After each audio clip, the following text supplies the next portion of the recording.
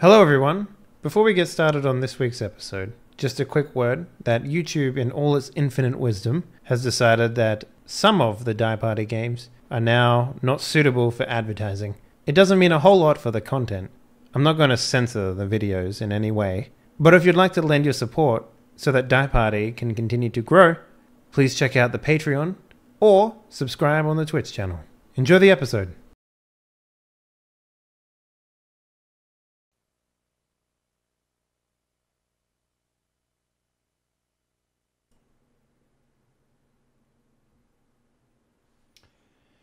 Hello everyone, welcome back to the very last, or the final episode of Season 2 of Die Party Whiskers and Whiskers / Academy Tales.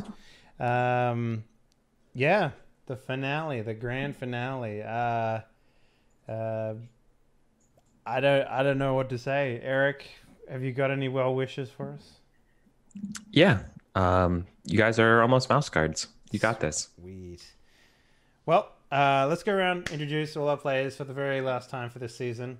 Let's start off with Derek, aka Elvin Tower. My man, how you been? What's been going on? Talk to me, dude. Talk to me. Well, like last weekend, it was my birthday. I'm 30 now, so that's the big news. Hey, congrats! Welcome to midlife crisis. What's going to be your poison? I don't know. I feel so weird because now it's like, yeah, I'm a grown up now. Don't feel like that, but should start acting like it. Yeah, I don't know But when I'm here I supposed to am be an playing- adult either. Like, is there like a time in your life when you're just like, yeah, I'm an adult now? Because I don't know, I haven't felt that way ever. So maybe it's when I hit 30. I'm 1 year away from that. So I don't know, man. Like I see people on the street like wearing shirts and ties, and I don't dress like that. It's like, should I take the plunge? Should I? I thought you should were I gonna say look you like see people walking on the street and you're annoyed at how young they are, and I'm like, oh yeah, okay, he's old now. no, I did that not, shit. not so far. Derek, you don't do it. Don't do it. I did that shit for 10 years. Fucking don't.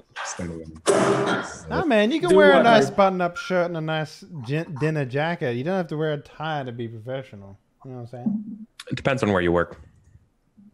Some places require that it shit. depends on where you work. Well, I work Yeah, at home. Yeah. You're working for the No man, problem. aka the internet, aka all the mans. Yeah. Work for the internet? That sounds cool.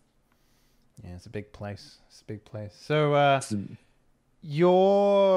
how many maps have you got in this new thing that's coming up? Are you allowed to say that at least? Yeah, there's 6 pieces on Mike Shea's new The Return of the Lazy DM book, which is coming out. I'm not really sure when, but it's the summer, probably July. 6 pieces. Actually, I cannot share them, but Mike Shea has shared 2 or 3 of them on Twitter. Nice. Now, I gotta ask, I've never seen the book before. Whoa, I can hear myself. That's super weird. Is there a centerfold? I don't know. Actually, If there is it a member of Critical Role? I would love that. No, it doesn't have to be a person. It could just be like, oh, damn, that's a sexy map. A centerfold. It's just an what is it? Archipelago or whatever they're called. Yeah, Archipelago. Archipelagos. Wait, what You did you got say? Archipelago? Archipelagos. Archipelagos. It's just an archipelago centerfold. You just pull it out from the center, and then it's just like a string of islands. Yeah, either that or like a really long peninsula, and he's like, "Oh dang, look how long this peninsula is." Damn, that's a girthy peninsula. Damn. Okay. You know that peninsula is someone's daughter. Which volcano, or what? Whose tectonic plate did you come out of? Oh yeah, okay. Speaking about tectonic plates, Alex, aka Zippy Zippo, my man, what's been going on, dude? Pretty good. I've been playing a lot of Conan Exiles. See, I'm excited for that too. Like, Got set up May 8th, right, is when the actual May 8th. thing comes out. There are a few bugs that need to be fixed. One of the big ones is one of the religions, their dagger doesn't work in multiplayer. It works in solo and co-op, but as soon as you go onto a server, it bugs out and won't gather anything. So a lot of people are not using that religion, even though that religion is like it's pretty good. It's Draketra. Is that the swamp lady? I think she's a swamp lady. Yeah. Oh, I can't wait for the what did I call it? I called it the Swungle that's coming out on the 8th. Swampy the jungle? Swamp Jungle. Yeah, well, it's because it's a swamp jungle biome, and it's like They're also adding the volcano biome, right? yeah. You can actually walk up to the volcano now, in the frozen north, and you can kind of peer in and kind of see what they're working on a little bit, just a little bit. I'm 12. What is this? Conan Exiles. It's a wonderful survival game based in the Conan universe. Very, very loreful. You know, it's not like, oh, this is Conan, and we're gonna slap the Conan name on it. And you actually get the feeling of Conan the Barbarian and whatnot. Yeah, there's also like genital physics in the game. I was going to totally bypass that, but yeah, somebody was paid to do genital physics. But you can choose to turn those off if you want. Not the physics. You could just turn off the nudity. So there's a switch that says Conan the Barbarian and generic fantasy. Okay, so you turn it to generic fantasy and the genital. I mean, they have an endowment slider. Yeah, but endowments, whatever. When you're in a sandstorm and your junk is blowing everywhere, that's something special. Wait, but under what circumstances do you see the genitals in that game? You can just take off your pants. If you do man. full nudity, whenever you die, you come out just as you would if you were in the womb, butt ass naked. If you do partial, you have a loincloth, but if you crouch, your balls bounce down to the ground and bounce up. And if you do none, you have like a diaper loincloth on. So I don't know. That game is outside of just the weirdness that is the whole nudity weird stuff that they have in there, but that game is a lot of fun in terms of survival games. Like the new UI update. Yeah. When I last played it was pretty generic, like Skyrim style combat and shit. But now they've added like a whole bunch of like almost like action MMO. Yeah, so they recently added a whole line of new weapons, from one-handed swords to two-handed axes to two-handed swords and stuff. All of them have combos. All of their finishers do different things, from bleed to sunder, where you break their armor and stuff. It's pretty good, very intuitive. They did that after they did the NPC AI upgrade, which was not the best thing personally, because now you have this new AI battle system that they just wreck you every single time, and you're still stuck to the old let me click 3 times and hope to God I kill them kind of deal. So, but the new UI is beautiful, especially with the perks, Nice. And you're doing the roleplay stuff for this? Is that your whole thing still? Yeah, still doing that? Yeah. I mean, I find that to be an interesting corridor of Twitch. People who get on these massively multiplayer games and just role play the character, and they turn it into like a TV show, basically. I mean, if you go on to the Grand Theft Auto 5 channel of part of Twitch, most of them are our peers. Yeah. I mean, that's a 10-year-old game now? I will say that the RP community is the reason why it's one of the most grossing Grand Theft Auto titles. Really? Can someone explain that to me? Like, what is that? Is that like a mod to the game, or is that like a... Yeah. So you go through this thing called 5M, which is a mod environment. and you can program and set up your own server that runs the same Los Santos map as you would in GTA 5 online. You still have to like slip through Rockstar's login launcher kind of deal, but then it's a mod that Rockstar says that they aren't going to touch because it doesn't do anything malicious. It's also like all of this sort of modding real life stuff started back probably with Arma 2 when they had like Chernogorsk Life, I think was the first one to do it. And it's basically just like, okay, you're just a civilian or whatever, and you just go and take a job in this city, and you just sort of exist and do this weird shit. Yeah, it's like a mixture of like real life, and then like people also. A lot of servers I've played on back in the day no one like role played. They just sort of like played their role. These jobs? Yeah, they did the jobs, which is like wait, they didn't role play, but they just played their role. Is that what you just said? Well, they don't like I'm Victor von Booty Butt. Nah, he's just Steve. You know, he's just Steve, and he just makes money by driving people left and right.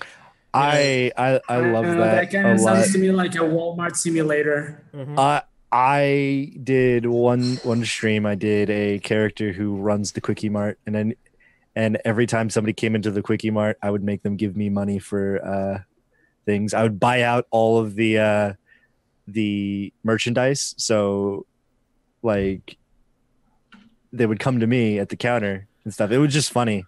I've gotten robbed, and that was funny as well.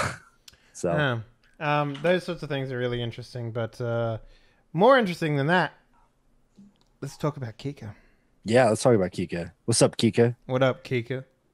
Hi, Kika. This week I started playing in a new I thought you were about to say I'm game. Kika this week. Next week I'm going to be somebody else. Why would I ever want to be someone else? I'm awesome. I know you are, but Yeah, what's wrong with you, Zippy? Yeah, Zippy. Yeah, I'm a Zippy. terrible person. Take Anyways, this continue. shovel and keep digging, my man. Let's go. But yeah, I'm playing in a new show of The Mountain Witch on Eric's stream. And it's a lot of fun because I get to be a huge weeb, which is my true form. A huge weeb in The Mountain Yep. Witch? What is this? Eric, explain. Eric, explain. Eric, explain. You're better at Eric, pitching. what is a Mountain Witch? All right. The Mountain Witch is a game that came out a while ago about 4 Ronin samurai going up Mount Fuji to kill a witch. Yeah, I get to be a huge weeb. Okay, that makes a lot more sense now. I thought you were just like playing like some dude who likes anime, but you're probably just No. playing some dude who likes anime. Right? Is one of them Keanu Reeves? No. I wish. The other one's Tom Cruise. No, they're actually all super cool. It's a fun show. It's a cool game. Is that the one that Grant's in? I know Grant's doing a samurai one. No. Oh, okay. I must got my. Yeah, you got your James- games mixed up. God, can't you not keep up with the specifics of every single role-playing game on Twitch, please? I don't know. I Can you? tried to. Can you? I tried to. I'm sorry. Can you keep your vast network of friends and their multiplicitous number of role-playing games just all in order in your head? Come on. Yo, you know what? I'm going to make a spreadsheet. And I'm going to post it on Twitter to show people that I care about them. Okay. Well, You my do that. character does government-approved magic and has a magic shamisen, and every single character has a dark, spooky secret. Yeah. It's kind of like Reservoir Dogs crossed with like any sort of so like Reservoir Dogs, Seven Samurai, so like betrayal, mission, teamwork, got to do this thing, Apocalypse Now ish. So are these dark secrets? Are they like secret agendas? Yeah. I will tell you that I absolutely love games that the DM kind of messages you on the side and says, okay, this is your secret objective, and you have to find a way to complete that secret objective. I think that's so fun to play, especially when nobody else knows. Yeah, everybody has one of those objectives, and nobody else knows what it is. Eric, would you be opposed to me playing William Adams in that game? I don't know who that is. William yes, Adams is the only European samurai. Yeah, get that shit. I don't want that shit in my game. He's a real person. I know. I don't Can want play real people. John in my game. Mandro. Can I be Hanzo I'll allow Or- Hanzo. or Genji? But No not Genji. John Mandro? I don't know who John Mendro is. What? You suck at Japanese history. I do. That's correct. That's a factual statement. I know about the Tokugawa period. That's about it. Everything else is a blur. I know a little bit up here and there, but no, I'm not going to lie to you. My Japanese history is very, very shabby compared to European and American history because I'm a Westerner and did all that shit in high school. Blame public schools. Because John Mandro was one of the first Japanese people to visit the United States. Oh, Oh shit! Really? Yeah. Oh damn! That's cool. well, the problem we don't know about him because he went back and said, "Don't go here and ever stay away." It's full of weebs. It's full of weirdos and crazy people. They all have guns for protection. So, anyways, What else have you been up to, Kiko? Anything at all? yeah. Oh, well, I had my exams this week. Well, not like my exams, but I had some exams this week, and I've been working on Sylvan. And, You're solving Sylvan. yes. And it's Sunday, so I visited the Iron Church. You know what's funny? I don't know if you guys have these up in like Washington or Seattle, but down here in Texas, we have Sylvan Learning Centers. They're tutors. They're expensive tutors. They're like $400, They're $500. For-profit tutoring. Yeah. So when you're like, I've been working on Sylvan, all I could think of is she's tutoring people. This is a wonderful thing. Wait, no, they charge a boatload. They're writing No. a fantasy language. I'm just writing a fantasy language, yeah. I'm excited to see it. Yeah, too. it's got some finicky little pronunciation things that are kind of actually fun to say, and they have a base 9 counting system. I usually like to take fantasy languages and kind of like, I guess, onion layer them onto existing languages. Like Gnomish is Irish. I don't know why. I just think Gnomish it would definitely be Irish, where Dwarven would be Scottish Gaelic, and then Gnomish would be Irish Gaelic kind of deal. I sort of me, wanted Dwarven was Sylvan old-fashioned. to.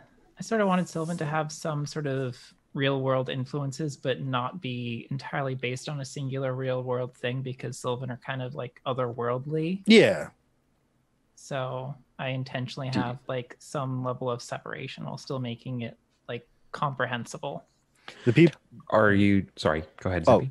the people who create languages like that, like when they did Dothraki and Yeah. Klingon, and even when Tolkien made the Elvish and Dwarvish language, I just think that process is extremely interesting. I would never be able to do it myself because I'm not a linguist at all. I can barely get through English. I can't English at all, but I think just, yeah. You don't know your gerunds from your infinitives. I mean, I say I won't never Yo, we- do that sometimes, or Look, I what's struggle another? to learn Polish, and Yeah. I'm never going to learn a fantasy language. Let's just say that. Can we just hold on a quick shout out to Henley's hair? Looks real good. Thank you. I'm mostly just making it so people can incorporate it into their games. Yeah, no, I understand. Yeah. So, You guys working on an alphabet? I haven't gotten to the alphabet part yet. It's just the Okay. words. you need to do one of those alphabet books that I had when I was learning Japanese in high school. My teacher had an alphabet book, and every character was like a different shape, like an actual shape you'd find out in real life, and then it would be like. Is that kanji or just phonetic? Hiragana, kanji, romanji, I might do that. katakana. So that sounds I fun. mean, that would be really cool as well. And then you could market it as like, a kid's book. Yeah. Teach your kids Sylvan. Who speaks Sylvan? D&D players. Let's do it. That would be fun. That would be cool. Are you doing stuff with the Sealy quartz, or is that not part of your stuff? Definitely doing stuff with the Sealy quartz. I have like little notes in my notes about how like different circles of Sylvan use phrases differently and stuff, and will like use these words to express these different ideas. Now, Are there seasons of languages? Are there what? Seasons of languages? Like your languages change over seasons? There could like be. words die and then they renew? I haven't gotten quite that far yet, but that is something I probably could add in there. Oh my God. They're all teenagers. Man, that's dank. Yo, dank is such a 2016 word. Come on, get out of here. It's fall. Yeah, you weeb. Yeah. Yeah. I'm just sitting here just like, fucking, what is happening? It also is interesting thinking man. about how a language will have like how different words will have different sort of implications and weight given how just Fae can like live for ages and typically don't die in the same ways that humans do. They say the word for bread, and there's like 4 different breads, and each bread has different weight. And somebody just learning the language says the heaviest weight for bread, and then everyone's like, "Whoa, what do you mean the bread's gone?" So it's like the Polish describing sausages. And it's like, wait, no, I just want some bread. No, you just said the bread is gone. We're never going to have any bread anymore. You used the wrong bread, dude. Language is so fucking fascinating. Yeah. You guys know the Inuit in north of Canada? In the Inuit language, they have like 20-something words for snow, for different kinds of. I mean, they're fucking surrounded by it. Of course, they would have 20 different words. Kika, I'm not sure if this would be useful for you or not, but there is a game if you actually are into linguistics like this. I don't know why I never thought about it, because there's a game that oh my God, now I'm blanking on the name of it. There's literally a game about the change of language over time. Mavis what's it called? Dialect. Dialect is the name of the game. It came out I think 2 years ago, and it's hella cool. It's made by 2 computational linguists, and it's fucking phenomenal. To give you an idea of a story of what somebody did, they did a Martian colony game of it before, and to give you an idea of this game, it was like the word that they were trying to see over time was called the red sky, and it started as a Martian colony, and the red sky, or like Ares sky, was sort of like the rallying cry for the Martian revolutionaries to like break across from the, their colonial hold.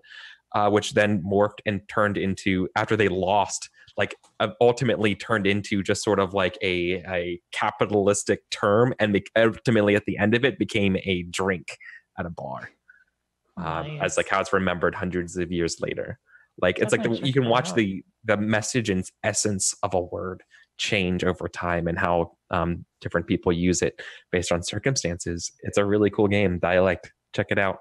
There's actually like a few board games and games in general that I've been looking at that I would like to get a group together to play. Oh yeah, like what? In real life. Board games? Yeah, board games. I'll play some board games. I'm down for some board games. We do it every Monday.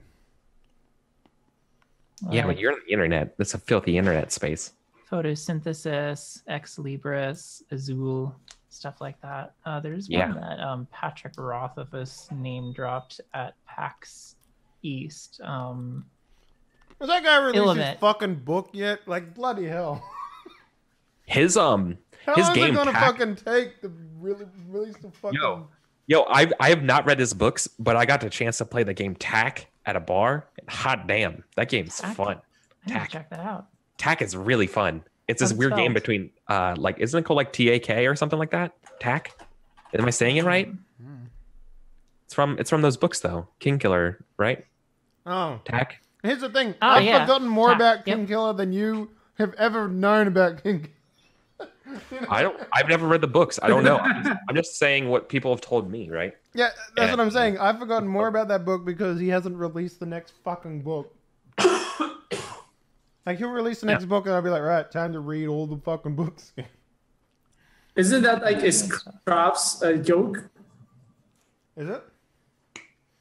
Yeah, I believe so. Like this guy who's the principal of the hospital who tells the guys like I've forgotten more about medicine than you guys will ever learn. Yeah. Isn't that reminds me of the old, that sounds like the old saying of a master, right? Mm-hmm. Is it a master has failed more than a beginner has ever attempted? That's it. That's the one. That's where it came from. That's my Jack- motto for role-playing games. Jack of all trades, master of none, but it would be better to be a master of all than a master of one or something. I don't do drugs. No, All there, I'm saying- so the jack of all. Wait, well, hold on. There's an actual saying for the jack of all trades. On jack of all trades, full saying. Maybe. Yes. All I'm Well, saying is that you can't have a bad time in something that you love, like a bad game of Dota or League of Legends or whatever. You can't have a You bad. could definitely have a Okay, bad no, game I of know. Dota. But like, you didn't let me finish my sentence. God damn. You can't have a bad role playing game session and it beat you up for a long time. Like it won't last if you just keep playing and just play more and more and more. If you just drown those bad ones with more like mediocre games, then it's who cares? Yeah, That's it's the it's No one fucking tells you that shit. a jack of all trades is a master of none, but oftentimes better than a master of one. So it's you could be a master of one, but you could also just be really good at everything else. Look, a game master, or like this is because that's what I know. Like a game master probably has like 50 really good campaigns in their life that they can ever have, right? Oh my God, is this can't the guarantee is this a good the campaign the, when you've only ran 3 of them? you're So just only run going to have 50, and you're two guaranteed good- that one of them is really good. you're guaranteed 2 excellent women in your life, and you might not even know if you've ever come across them. What was that movie? I can't remember the movie, but yeah, no, it was Goodfellas. No, it wasn't Goodfellas. I no, don't. it was Once again, Goodfellas. dude, these drug references, it's not me. Yeah, man. But yeah, board games. We're gonna do that Yeah. sometime. Good. Okay. Yeah, Speaking no, we about- should talk after this. Yeah. Speaking Yeah, about speaking drugs, about board games. and Eric. drugs. Yeah. Tell me about your drugs. Boy, I've been doing a lot of graphic work lately. I haven't had a lot of time to do a lot of drugs. I've been doing a lot of graphics. I've been doing a lot of the Graphics. photo shoots. Yeah. Been kind of hitting the grind on that a little bit. So that's been doing taking up a lot of my time. Guys, have you seen Lost in Space yet on Yes. Netflix? I'm hesitant. I saw Because- all of it. Is The it origin- good? I'm That's the hesitant. original. This is the redo of it. The original was the no, movie was terrible. I mean, I might give it a go because Altered Carbon was good and that was a Netflix original. But like, I'm just kind of hesitant. I was like, I don't want them to touch Lost in Space again and ruin it. Is this What do you the, think? I don't think it ruins Lost in Space. I mean, it's not like amazing, but it's all right. It's fun. Do they redo the entire source material or is it completely different? I've never seen the original. Oh, okay. Then it's probably wonderful for you. You have nothing to compare it to. No. I mean, I can compare it to the rest of the media that I like to consume. It's if you like sci-fi stuff, it's worse than The Expanse, is what I would say. The Expanse? Okay. I watched 2 episodes of it and was like, what the fuck? Why do people like this show? Yeah. Dude. That's Lost in the Space is that's the also same bad way at as science. That's What like is it? saying, hey guys, you need to play this game for 17 hours before it's good. Are you kidding me? Okay. We're going to fight about this. The Expanse is probably the best television show I've ever seen. No. I'm not saying it's perfect in any way. I'm just saying just in terms of content and like, wow, this is actually like a political sci-fi show that's not complete garbage. Okay. I couldn't understand anything they fucking said, and the first 2 episodes were boring as shit, and I dropped it. Yeah, it's a slow roll. It's like Game of Thrones. It's a real slow burn. That's the same thing with Devilman Crybaby. Everybody was like, Devilman Crybaby is a wonderful show. And then don't tell me. Like, I just watched that thing, the Devilman Crybaby was like a friend of mine. It's a super good show. And I watched it. I was like, what drugs do I have to be on to enjoy this? Because I don't enjoy this. That one got requires anime context. I guess it does require anime context because I like, the Funimation, anime that comes on. I like Full Metal Alchemist. I like all that stuff. And then I watched Devilman Crybaby because I thought I'd give it a go. And then it's just like the bad acid trip that you want to forget, but you can't because it's still stuck in your mind. You're like, what the These drug references. Man, I don't know what happened, but let's play some Mouse Guard. Yeah. Who wants to do the prologue? Previously on Mouse Guard. Previously on Mouse Guard, it was 7 weeks ago. Yeah, and seriously. apparently someone's breaking into Derek's house.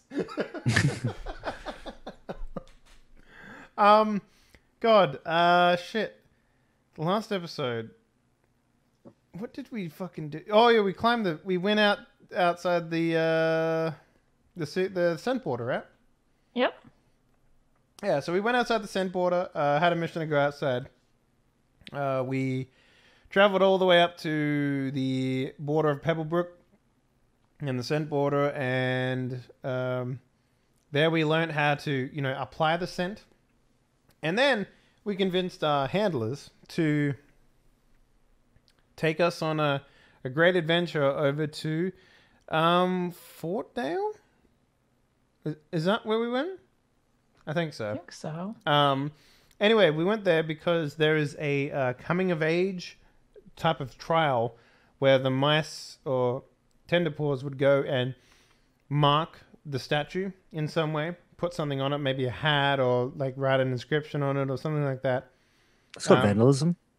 Yeah, well, and that's what they do in order to, show that they've progressed and that they've, traveled outside. It's like a, basically like a trial almost that no one put them up to aside from themselves. So we did that, and it was fairly peaceful, I would say. Well, Finn didn't do it. Finn didn't do it. He stayed behind and painted a mural, which I think he failed the role, but he still got it because Eric is just too nice. No, I smashed that role. I think you did. Well, I'm looking at the painter test right now, and it says 3 or 4, so I don't think you smashed it. No, I totally smashed it. I don't know what you're talking about. It literally says it. Anyway, it doesn't matter. Oh, I made you. Oh, that's right. I made you hungry. No, you succeeded, but I gave you hungry. Yeah, I'm still smashing it. Like if anyone's like watching this whole series, and if you haven't seen it by now, like I am more into twists than conditional successes. Mm-hmm. Yeah. It's just my play style. That's all. Yeah. And then we came back basically. I think. After we got cider. That's right. Yes, we got the cider. How could I forget that? Yes. So the entire episode was them vandalizing somebody's statue and going to get booze. Yeah. Bunch of filthy degenerates. That's it. The standard college experience. So I'll take tired, Eric. Thank you very much. Yeah, you have to. Mm-hmm. It's the only one I got. So. Yeah. All right. Cool. All right. Today's mission. It's late in the fall, and who would be in Lockhaven if not? Is there a special reason why? That was a rhetorical question for you all. Is there a special reason why we wouldn't be in Lockhaven? No, I'm not talking to you. I'm talking at you. God. Oh, okay. It was rhetorical. Who would be in Lockhaven if not the old Digsby himself, Vladimir Digsby? Oh, great! Yay, Papa! That wouldn't have been nearly as awkward if you just let me finish the sentence. Oh, Then okay. ask the question. Stop making it awkward. You're making it awkward. The rhetorical question. It's rhetoric. They don't teach you that in Australia. Fucking what? So, I'll let it slide because you complimented my sweet hair. Thank you very much for that, by the way. but we're even now. In Yeah. Australia, learn 20 words for spider. Yeah, there are. Gibba gabba. So, I don't know. What's the deal? Are kangaroos considered pests or like Yeah, deer? fuck Like, yeah, dude. They're pest as fuck. You know what Yeah. they do? Let me tell you what No, kangaroos what do they do? They fuck up everything. Right? Here's the thing. Imagine you're driving a sweet new car and you're like, oh man, this car is sweet. And then a kangaroo comes bounding out of the fucking bush like an idiot. You run into it. It totals your car. It smashes your windshield. It scrapes across your face because it went through your windshield. And then the fucker gets up and walks away. Your car's literally a smoldering wreck. Oh, so it's more of like a tanky deer. It's more than a tanky deer, dude. It's like if a bull had opposable thumbs and stood on its hind legs and then like to fuck up your cars and fences. Yo, don't get me wrong. I would never fuck with a goddamn kangaroo. Those things, their kicks are powerful, but their punches are like super deadly. You know, if from what I read. They're all muscle. They're terrible eating, by the way. But if I had money for all the times that I had to repair fences because a kangaroo was like, yo, I got this jump, and then fucking... I don't got this. and then He fucked jumps it up. and his They long takes me the feet. obstacle course. Yeah. They takes me the obstacle course. And then they just get tear it wound up in it, and they're just like, "Rah!" And you go and like try and get them out, but then they're just like, "Rah!" It's stupid. Kangaroos are dumb. Okay. They're farm life, right? Anyway, you asked a question, so. Yeah. Okay. So your dad, Finn, has personally asked and pulled strings to get you to get a group together to escort him and your butler over to Shelborough before the winter snows get worse here, because it's like late fall. This is apparently there's an emergency, as your dad has described, of Digsby business importance in Shelborough, and he's asked because you guys have a pretty good relationship, and he never gets to see you, and it'd be nice to ask you to escort him. We have these trained professionals ready for you. So I was like, no, I need my son's group. Yeah. Only my son's group. It's like, he has a conflict of interest. No, only my son's group. Well, Vladimir's the type of person who can make this stuff kind of happen. Mm-hmm. Okay. Does he bring a photo album to show us like mini Finn as we're walking along? Oh no, baby mice are ugly. Probably Ooh. not to other mice though. I mean, I don't know. I see other people's babies and I'm like, that looks like an alien. That doesn't look like a baby. I'm with you. Yeah. So, okay. So Pop is requesting us. Yeah. Finn would obviously go because it's like every action he makes reflects on the Digsby name. So, All right. So we're gonna do goals and stuff, or since this is the last episode, do you want to just? You need to do goals. Yeah. yeah. All right. Go Les. Escort. How unusual is it for tenderpaws to be requested? Not unusual, but it's not uncommon for a familial relationship to personally request certain mice to escort them. Okay, that makes more sense. Sure. All right, goal. He's requested that no other order or mouse guard come along, like no guard mouse to come along, and just the four of you.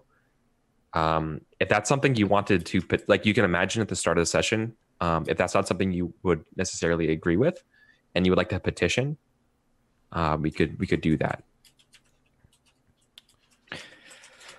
No, that would make sense. I feel like Finn would kind of be a little side-eyed about it. Like, wait, I mean, yeah, he's my dad, but why does he just want us? Just kids, nothing else. Well, obviously, but you know. Well, if that's the case, then I would put my goal as represent the Mouse Guard's interest on this mission. My goal is I will protect Mr. Digby from harm. Oh, thanks, Derek. Yeah. It's probably gonna try to kill us, but okay. Aha, now that I have all my son's friends in one place. Ultimatum time, Finn Digsby. My goal is to just find out why only we were requested and no one else. Like why we were requested specifically. Because it seems kind of dubious. My goal is to push my father down the stairs. Break my father's spine. Kill him before he kills me. Yes. He will live the rest of his life in a wheelchair, and I will snicker. Days of And our I don't lives. even like Snickers. Carrots, on the other hand, I adore. Okay. My goal is to escort my father. Okay. Is there anything we wanted to do in Lockhaven before we get going? Yeah, sorry. Go for it. I would like to use my instinct to make just copy down a rough map. Because we've been having some good success with maps. I'd also like to use my instinct to train fighter with Dandelion LaFay. Okay. Definitely. So you guys wake up early to do this stuff. Yeah. Okay, let's do that. So let's do the cartography test. The cartography test shouldn't be that difficult. Where were you Considering escorting him? Shellborough? Yeah, just a shell barrel. So it's not a very far trip. And this is where It's we odd two. Okay. And this is where we had that conflict, right? Between two towns? It was between Berkstone and Shellbarrow, right? Yeah. Okay. Can I use impetuous negatively here? Gotta get them checks. Yeah. What does that look like? I'm just sort of rushing it because my mind is sort of, it's not really focused on the map. It's more focused on like the possible machinations that could be going on. I'm sort of distracted, so I'm just rushing through the map. Okay. Okay. I'm cool with it. And op 2.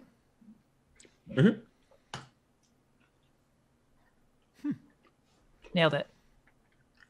By the way, now that I have 2 checks, I would like to spend 2 checks on the player's turn to go back in time and get that fucking rocking chair. Boom. It doesn't work that way. You Boom. spend 2 checks to recover. I don't know. You She only just spent spent 2 2 checks doing it, Eric. That's pretty It impressive. doesn't seem reasonable. I can't just go back in time and have had done that. No. Why not? That would like completely change the entire session. How? Because your friend hates your guts right now. Okay, so that would get you. So here's, in order to recover the rocking chair, it would be more than 1 test. That's why. Why? Okay. Do you want to do this in 1 test? Let's do this in 1 test, Kika. Oh, no, I'll say. Wait. It's not the player's turn. Yeah, She let's can't do do it. that. Let's do it. You want to do that? I'll go there. Yeah. I'm just wondering why it's more than Get 1 the rocking test. chair. All right. No, we can abstract this all into 1 test. This is an OB 8 scavenger test. Damn. Throwing I down thought the you were going to say law. up 8 scientists to build a time machine, like she said. I No. don't even have scavenger 7. on my list. That's not a That's not a skill. No, it doesn't exist. Survivor. That's Torchbearer. Survival. Direct. Man. Team, help me go back in time. You got it. You got it, bro. How much nature do I have? 2. Yes. Top nature. Yeah. Let's say it's survivalist to get out there and back. 8. I was gonna frame it narratively like I swung by and got it on our way back after the last mission. Yeah, but look how far you have to go to do it. This is crazy. We were in the area. It was Pebble. And I lied. It should be Ob 7, but it's Ob 8 with a factor of the weather. So That's ridiculous, Eric. You can't have everything, Kika. God damn. you're spending what you want to go. You can do this. That's the difficulty of it.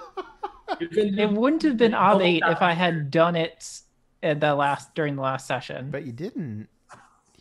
You got wine instead. But you did it. Yeah. But you chose to spend your checks differently. So now the price has changed. It's because I 'Cause couldn't you get that many wanted to checks last cider. time because I didn't have that many chances to do tests. But you wanted the cider. The cider was the best choice. Let's be real. A rocking chair was a stupid request. Volunteering to step up in conflicts is a thing. There weren't that many conflicts because we spent like the first hour talking and then you cut out, didn't you? At some point. Kika. So it's kind of okay. entirely your fault. Oh my God. I'll cure angry then. Because I need to cure angry. Both in game and IRL. What is that again? What's your nature score? Ob 2 will. Kika? Ob 2 will. My current nature score is 2.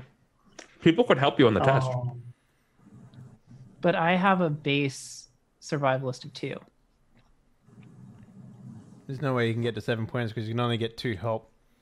So even if like you had 2 nature and you got 2 help and you had 2 on it, you'd only be rolling 6 die, and you need to get 8 at that point. So like you would have one to, more for a map. your nature. Yeah, well, I mean, I guess so. But your nature would only be like you'd have to have like a 4 nature to make it work. And everyone takes their nature because it's the coolest thing to do.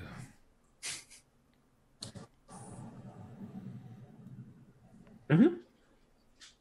I'll just work You could on still this. roll it and hope for many 6s so you can roll a fate point. Oh, mean, but you if I don't pass, Eric will have something bad happen to me. Oh no. Mm-hmm.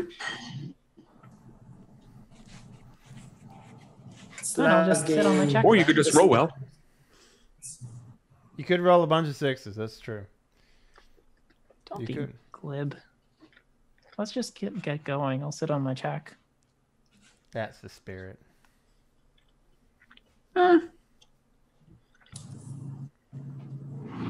Okay.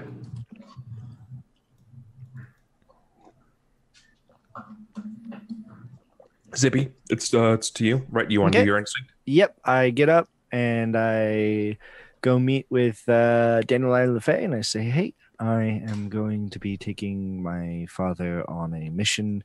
He requires me to escort. I need to make sure that I am in peak performance. Dandelion is kind of surprised when you say that as he hands you your dueling sword and they get their own. They're gonna square up with you, and they're gonna ask, "Yeah, how do you feel about this?" Like they want to gauge your temperature about. Your father's a very important dignitary in the territories. I find it weird that he asked for us and no one else. Like no mouse guard whatsoever. Yeah. Maybe he just wanted to have some father and son. I mean, he can do that with actual mouse guard along with us. He doesn't need to just call a bunch of kids with him. But I guess, we've never been super close. Maybe this is his way of trying to bond with you. I mean, I guess I could just give it a shot, and if all else fails, I escort him and tell him to hit the road after. Yeah. And okay, so they're gonna try to fight you. Mhm. And by that I mean instruct you. I have a nature of 1. Really? You Yeah. tanked it all the way down to 1. Well, I got 5 successes, so that's gonna work out pretty well for you. All right, that was Fantastic. That was Eric's one good roll for the session. Mark pass or fail for your fighter, or an attempt. Okay. I'm going to mark and attempt. There you go. Wait, you still haven't got fighter as a skill? I do. Oh, then you don't mark an attempt. You mark a pass or fail. I mark a pass then. It doesn't matter because it's all free. It's all open. Mm-hmm. Okay. Then I believe we're good to go. Mm-hmm. The road to Shelburne is well kept, but the issues at hand is the weather. As you guys head off for the day, the air gets very still and very cold, and there's a cold snap upon you. You can kind of see like the frost, and you guys are all trying to bundle up and shivering, and you know that perhaps traveling and stomaching through this is not the best option. There's talk about just setting up camp and weathering this and staying warm, or getting there, getting to Shelburne. What do you guys think?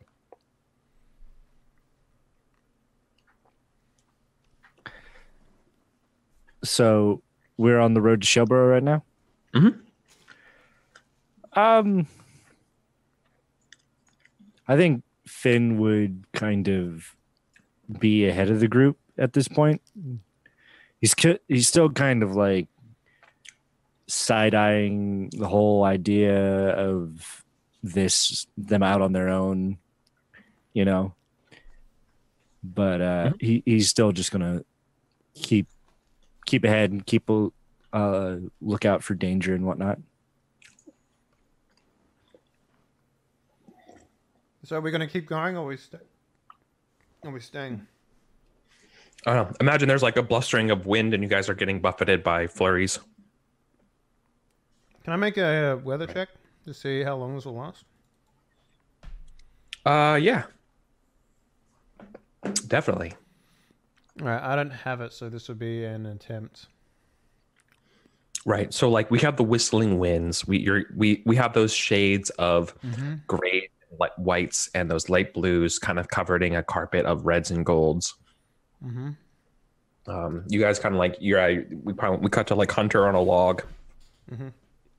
I'm trying to get a sense of what the weather is going to be like, and everyone else kind of with the caravans being like, I don't know, it might get worse. So root ability, which is will, plus help. Anyone helping? You can use wires to not take any damage from this. Remember, so. Suggested weather watcher help as scientist, but if you don't have it, will helps will. So you have to help with the ability. Yeah, I'm gonna help. I'm helping with scientist. I'm helping with scientist. You know what I do? Well, we can only take two, right? So someone doesn't have to help. Oh, What I do is I find one of those rocks that are magnetized, place it on like on a leaf and then on water, so it points to the north. It's probably gonna help you with the weather thing. You just find a lodestone. What? We don't do drugs. 2, 6. Supplies. Can I use the map for this, Eric? No. No, not that won't help you with the weather. Okay. Like navigation's not the problem. I don't think I can spin leadership wise to help you with this. So, so it's 6. So down to 3, and trait and persona. Let's take a look. Trait.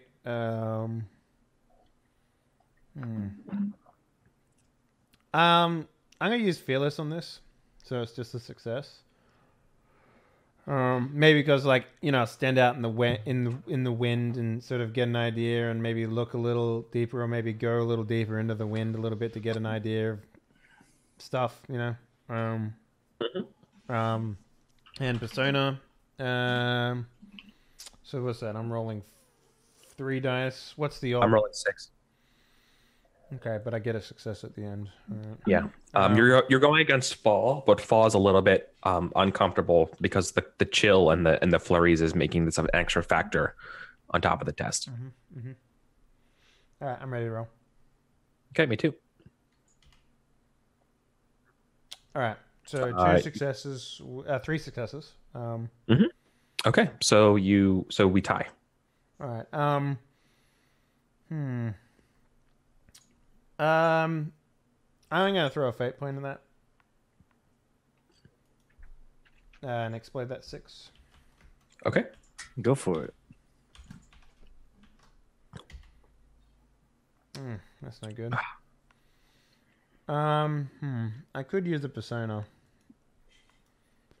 you can use a wise to reroll, or we could do the roll off.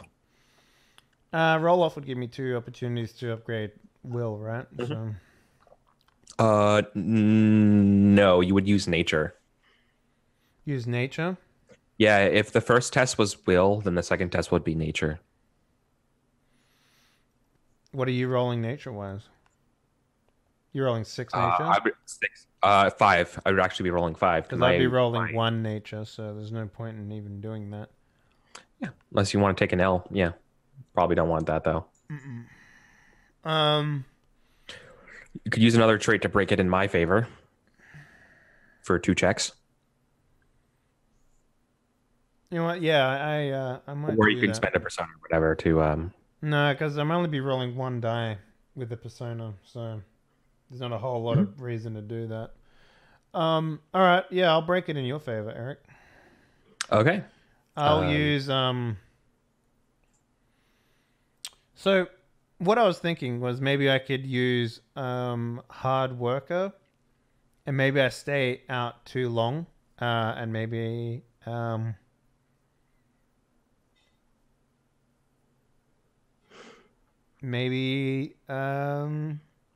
get tired. I don't know. What do you think? Yeah, no, actually, 2 things. So 1, the weather is getting worse, but on your way back from the log, I think there's a loud crash as you fall through the log, and you kind of get stuck inside this log, and like all the snow and like leaf cover kind of like broke into it, and so now so now 2 things. 1, people need to get you out of there. 2, the weather's getting. That the weather's getting worse, so like camping has to be the next thing, right? So like both of those things are going to have to happen. So all right, so I got tired. Is that what you're saying? So- Sorry, I missed that. So no, you're not getting any condition yet.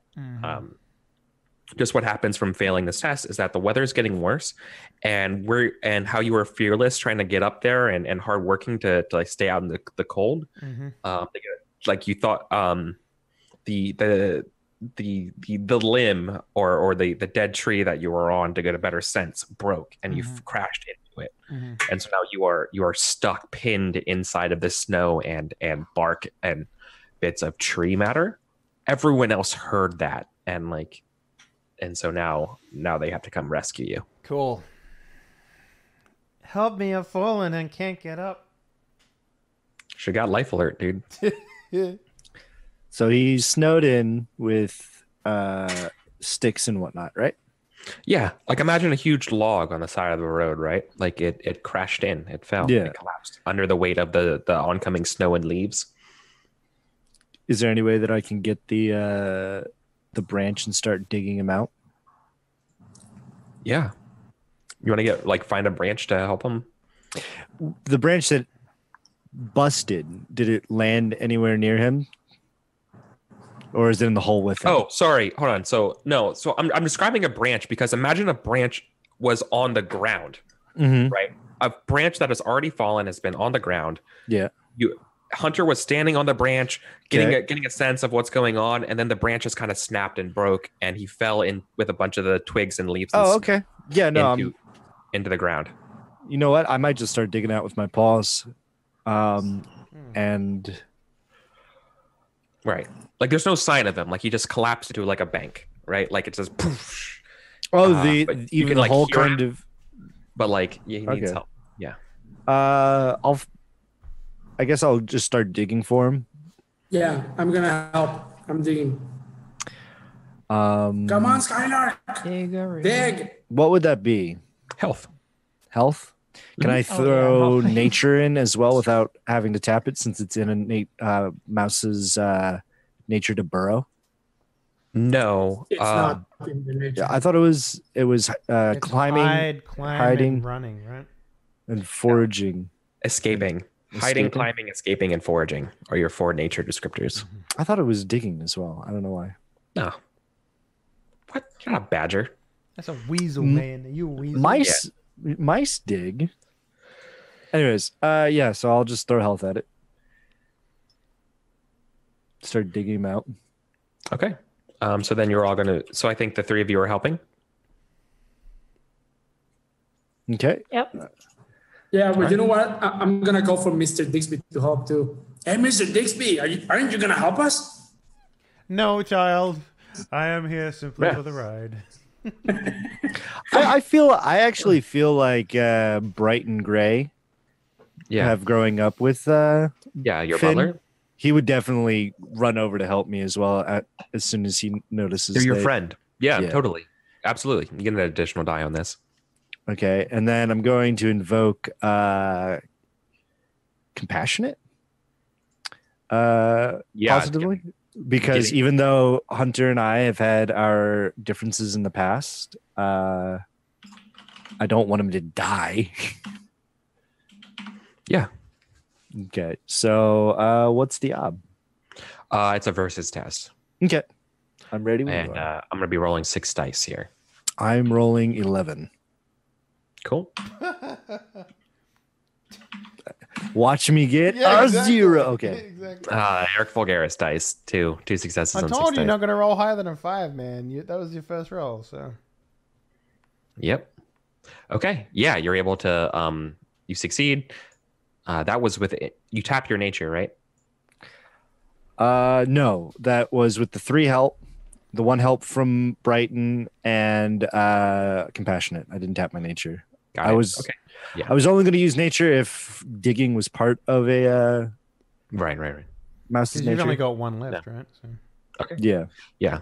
No. So you guys are able to help save Hunter here. So good job. And you're also able to get him out of here before he got injured. Like you could see like when you're getting there, and like so we have that scene of you pulling Hunter out, like right before like the next like piece of a precarious branch falls down, like where Hunter was.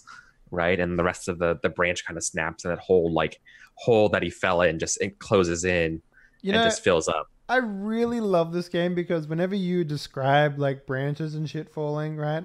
I always imagine like there's a camera zoomed in on the action, it's all dramatic and stuff. There's the camera pulled out at like human height, and there's just like a twig. it looks like this little twig just squeezed. I just always imagine that. I don't know why. Up close and personal, it's like a fucking roof caving in, and people are like, "Oh my god!" And then like human size, it's like it's like fucking like Star Wars type music being played, like Duels of the Fates sort of thing. And didn't you guys see the Ant-Man film? Oh, with the train, like the train scene. Yeah. But in the actual I always imagine that. I don't know why. It's just my favorite thing to do with this game. So I uncover Hunter, and I kind of look down at him like, so what are you doing there? Chilling? Very funny. Chilling. All right, well, come on out. We don't want you to be on ice. Right. The snows are getting worse. You guys, seeking shelter is a must at this point, and making shelter. Okay. So making to make shelter shelter. is laborer, yeah? Survivalist. Could No? I use Weaver to make a wattle and daub shelter? I thought it was survivalist. Because that involves weaving. Survivalist to me is like finding a cave and shit like that, right? It involves scouting. making a woven lattice of wooden strips. Scouting for a shelter would probably be that. Survivalist would be setting the fire and making sure the actual camping is good and it's a worthy. You know what I mean? I think I'm getting it all mixed up then, because I remember survivalist in Torchbearer was finding a campsite specifically. Yeah. Yep. It's not confusing at all. I'll throw the survivalist test. So that's a no for the weaving. Do you have the materials? Hey, I have the book right here. Definition for survivalist, it says survivalist knows how to make shelters, find water, build fires, and jury-rig tools. So it's all you guys said. That's survivalist. Yeah.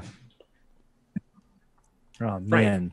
But the question here was, fictionally, are we making a shelter out of our caravan and leaves and whatever we can, or are we finding a shelter that already exists? That was the question that wasn't clear to me, because finding that might be actually a scout test against nature in lieu of a survivalist. I don't think we have time to build something. I think Finn would just start digging a hole in the snow again. What was that? What's that one mouse guard picture where it's the two mice hiding underneath the snow? Yeah, you and mean there's the like Black an owl? Axe Chronicles? Yeah. I mean, all I know is the picture. I don't know where it came from. So yeah, basically they it's like they make a little igloo inside of like the snow mounds and stuff. The problem with that is that you might get buried pretty quickly. So they actually did it to escape an owl. Mm-hmm. But is this what we want to do? Do Build a shelter? Yeah, I mean, we could.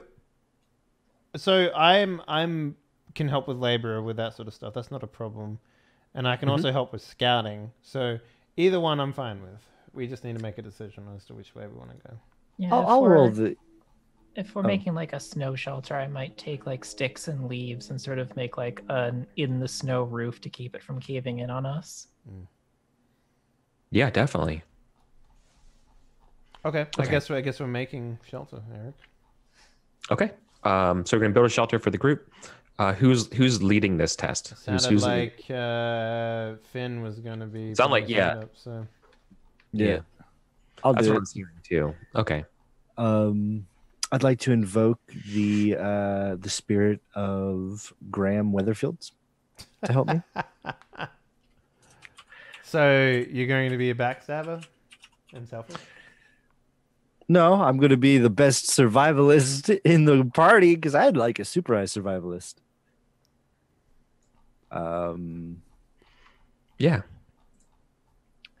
I'm going to, yeah. So I don't have it, so I'm going to take the root will health divided by 2. You don't have it? I have it at 2. Well, I want to get it. I have like one more attempt to get it. So yeah, it's root ability plus help. So you're getting 1 from me from laborer, and I guess 1 from Kika because that maxes out at 2. Suppliers, nope. Wisers, unless you're using a wise. You have Legends of the God Mouse, right? Yeah, but I can't use that Because you don't have persona. So no, you can. As long as you use a persona in that way. Oh yeah, no. I'm helping with labor. Oh, but it only counts with 2. So. Okay, so we have 3, and in this game you round up or round down. You round down. You round up, I guess. That's how. Yeah, it's up in this one, down in Torchbearer. Okay, so Mouse Guard is easy. Torchbearer is fuck you. Pokemon Magic the Gathering. They both use the same kind of probability system, but one's significantly. Don't you dare bring that into this. I mean, let's not talk about the stack and holding fucking priority now. Okay, so I'm going to use determined in my favor. So I'm throwing 3, getting 4 help divided by 2, so I'm getting 2. So I'm throwing 5 dice. No. Root plus help is one thing, and then you divide that by 2, and then you add the trade on after. Okay, so root is 6, help I'm getting 3, so 9, so 4.5. So I'm rolling 5 plus 1 is 6. Yeah. Yeah. Mm-hmm. And this is an ob 4. Okay.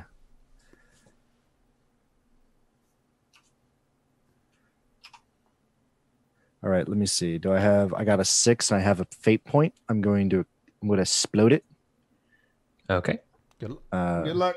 Don't kill us all. Roll 1d6 greater than 4. There you go. 1 success. Hey. Okay. Didn't so you're able die. to.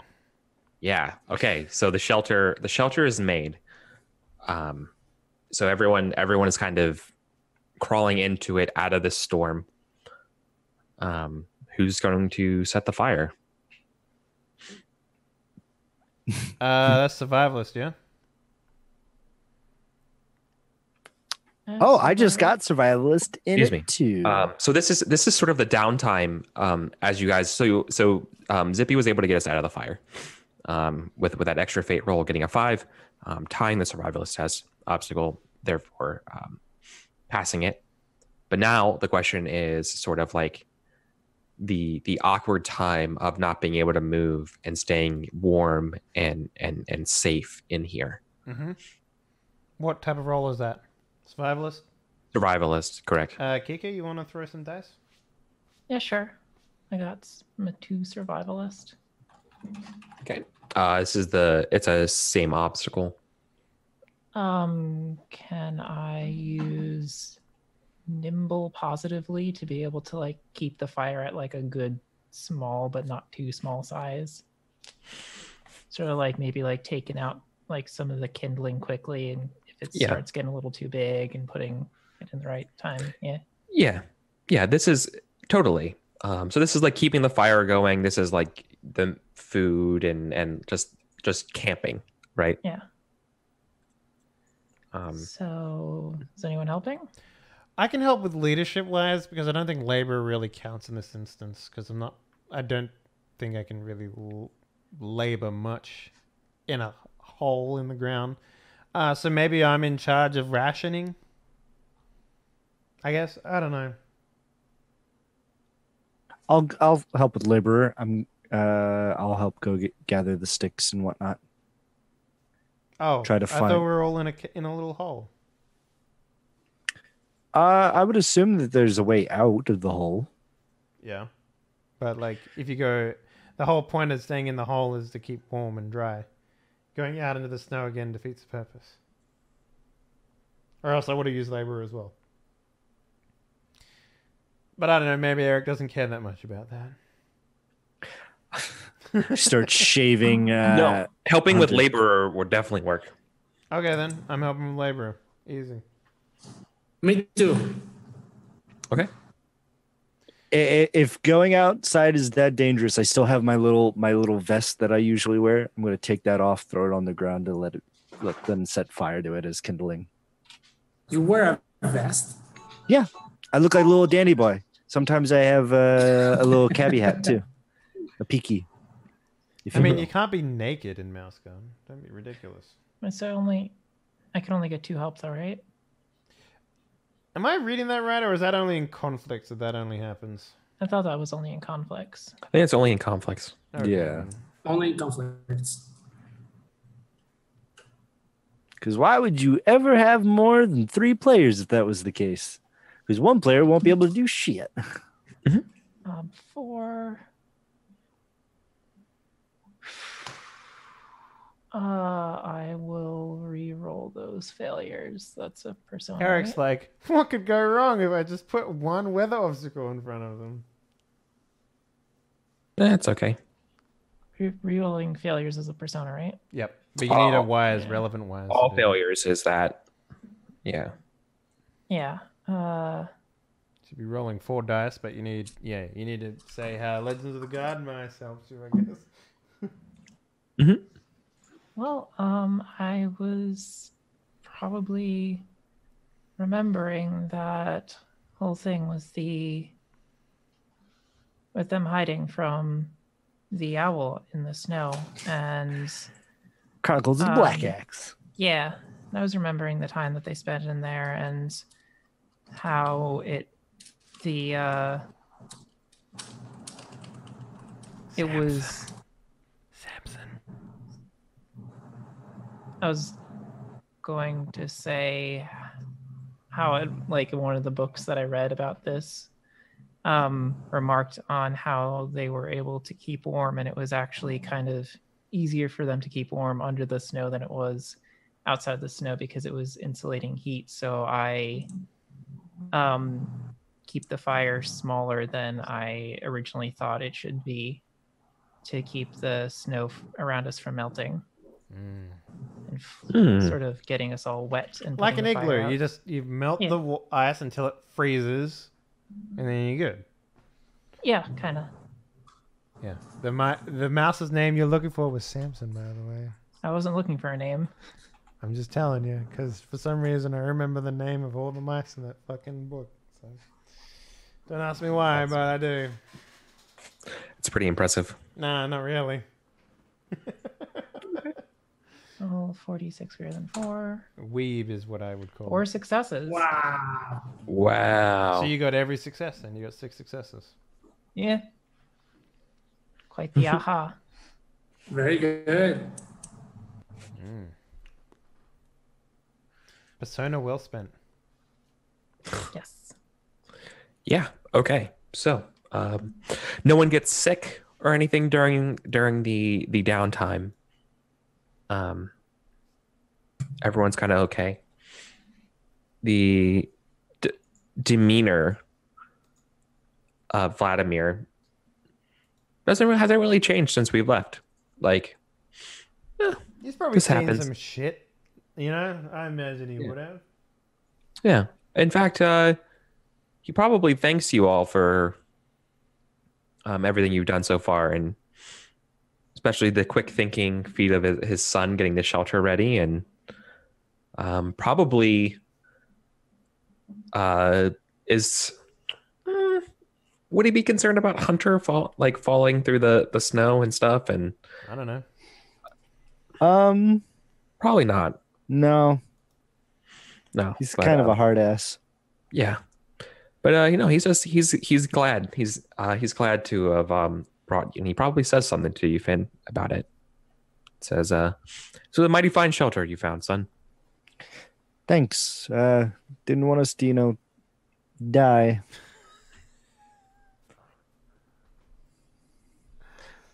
Thanks.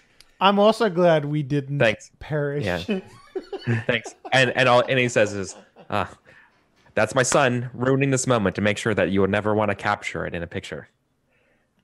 I look, I said, I'm all out of white paint. I wouldn't be able to capture this anyways. Well, he just wryly smiles and continues back to I forgot how awkward it was to chewing on talk to my son. Maybe I should I'm a try. teenager, Dad. Maybe I Leave me should try alone. crying again. That worked last time. yeah. So it's a nice little moment. There's a nice little montage. Everybody has a chance to hang out for a little bit in under the snow. And time passes. Who's the first one up to look around after the snow's Who would be the most? I mean, this question is easily answered. Who do you think out of the group would be the most agitated to want to move again? Yeah, who'd be the most stir crazy? I might be. I have the angry condition. Yeah, that'll do it. Yeah. Okay. It's the cold snap left a few inches of snow on the ground.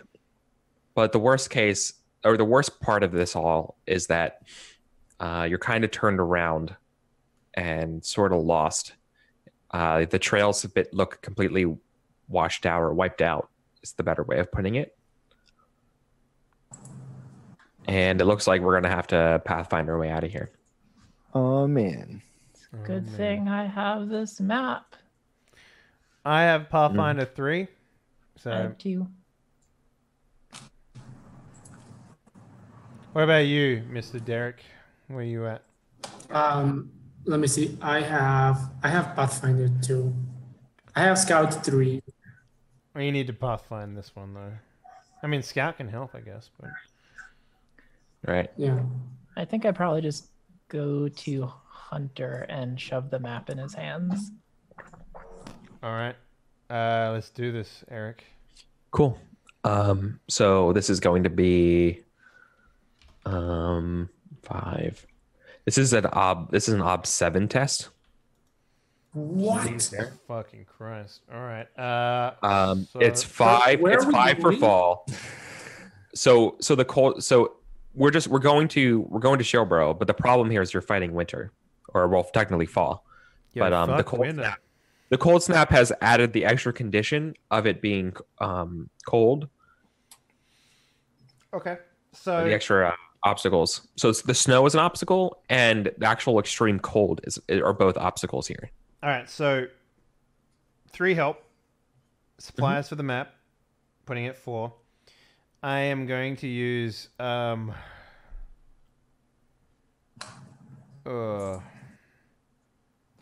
would you allow Fearless to be used in this instance, or would you say that not? What are you doing that's fearless? This whole Walking in the situation snow? requires a level of fearlessness. Walking through the snow that's an inch deep, right? For one. Also, probably going with a gut feeling.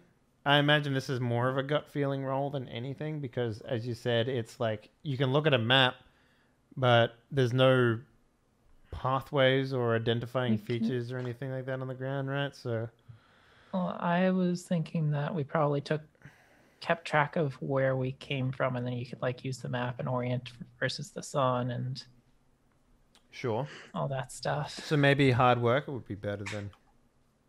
Maybe, yeah. All right, then I'll use Hard Walker, which would give me 5.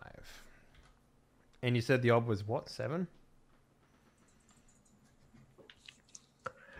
Yeah.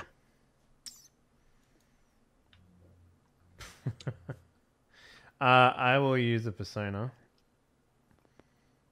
to re-roll 5 dice. Mr. Eric. We're rolling like shit today. This is probably the hardest obstacles ever presented in this game ever. So I'm going to use my leadership wise, Eric. And as I said before, it's I'm staying true to the course, and I'm going to say that this is in fact the direction that we need to go. I'm going to lead this group of Guards Mouse and VIP based only on my instincts and understanding of this area. So I will re-roll 5 dice, if that is allowed by you. I don't know. That doesn't sound like a good leadership wise to me. I am, and why I not? don't know. What do you guys think, fam? Because he's leading. you could use your leadership wise for literally any test then, right? Just being like for details. It just doesn't make sense. This is like actions reflecting on the Digsby family. Everything reflects. I believe that I should trust my instincts before anything else. That is my belief. I have it written there in the box. Okay, so using your leadership wise is basically coaxing everybody. Okay, sure. Yeah. All right, no, I get it now. Okay, yeah, you're pretty sure you find a good path that's nice and clear for everyone to go down on. Yeah, like this is the way. It'd be fast to using like Kika's map and stuff. You're like, this is the way. This is the way. I trust my instincts. It's how we roll. You Look at roll that. 4 successes. And you roll for Boom. on 7. on 5 dice. Wow. Wait, why did you Oh, that use shouldn't count then. Well, the first 6 should count. But then it's 1. So you I'll spend a got fate. 3 successes. I'll spend a fate. Doesn't Fearless give you? No, I didn't use Oh. fearless. I used Okay, hard worker. yeah. So, I shouldn't have put the exclamation point in there. So that would be. So 2, 1, 6, 6, 5. Yeah. So you got 3 additional successes. So you're at 6 out of 7. You Okay. have 3 6 right now for your dice. I'll spend a fate point. You sure? I counted the other way, Eric. I counted as like the 6 exploded into a 6 that exploded again. I'm just taking the raw 5. That's possible, but like Yeah. I think that's a valid way to read it. But also, I'm just taking literally just truncating the first 5 rolls. So okay, first 5 roll, and then it just adds 2 onto the end because I got 2 6s. Yeah, I mean they're independent dice tests. Yeah. Like it's not like one influences the other, so you can just truncate it, and those are the Okay. dice that. Sure.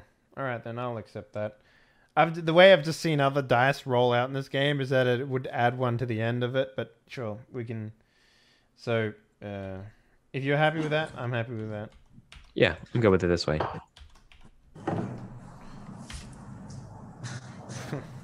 Lucky. So that was a signer and a fake point. Oh my god. Yeah. Gotta use them up. Gonna It's the last die this episode. We're gonna die this episode. This is Final this is- Ob 15, guys. Ob 15. See if Yeah. your teamwork pays off. Eric wants the freaking TPK. No, Winter it's just wraps Winter her is- icy claws around the mice and squeezes. Their heads pop. no. You guys, you take a nice shortcut through what actually goes over a frozen pond that doesn't break. I like the idea that everyone's just like, you sure we should be in it? Yep. And you realize that's why it was so flat, but also why you weren't taking it in the first place. But no, it's so cold that it actually holds to your advantage. And you guys fearlessly go over to Shelborough. Good The problem, stuff. Yeah. man. Good stuff. Shelborough is a little bit surprised to have anybody showing up right now. And I think that's where we're going to go to our break. Many thanks to our Patreon supporters for this week's episode. Head on over to patreon.com/Henley to support the growth of Die Party.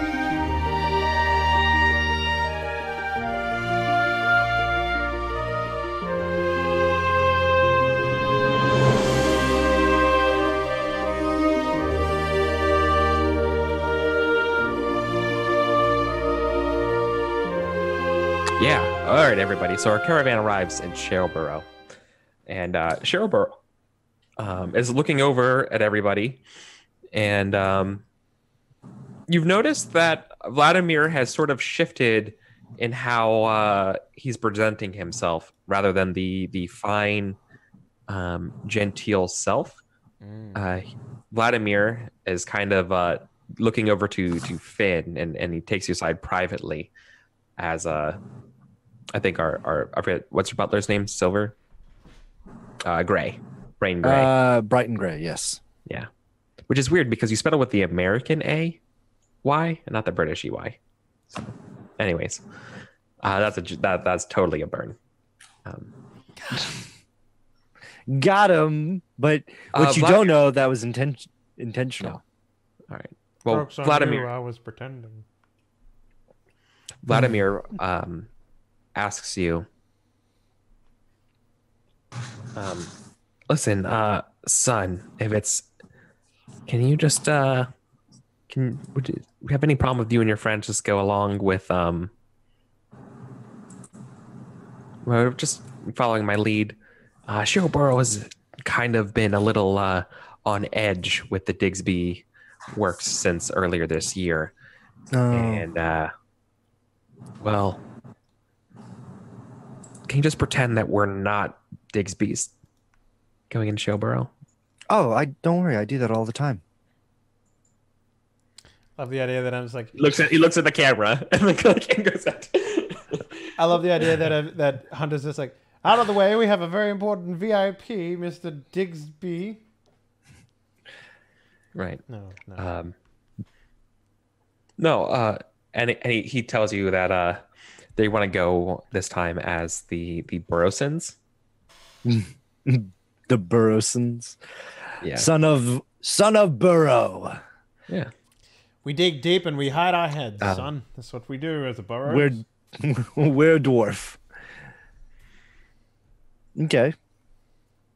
Finn agrees. You of this, or do you agree? No, with it? he agrees. He's like, if my dad, who always tells me that a Digsby should be proud of who he is, he doesn't want to be a Digsby, there has to be a reason. Mm-hmm.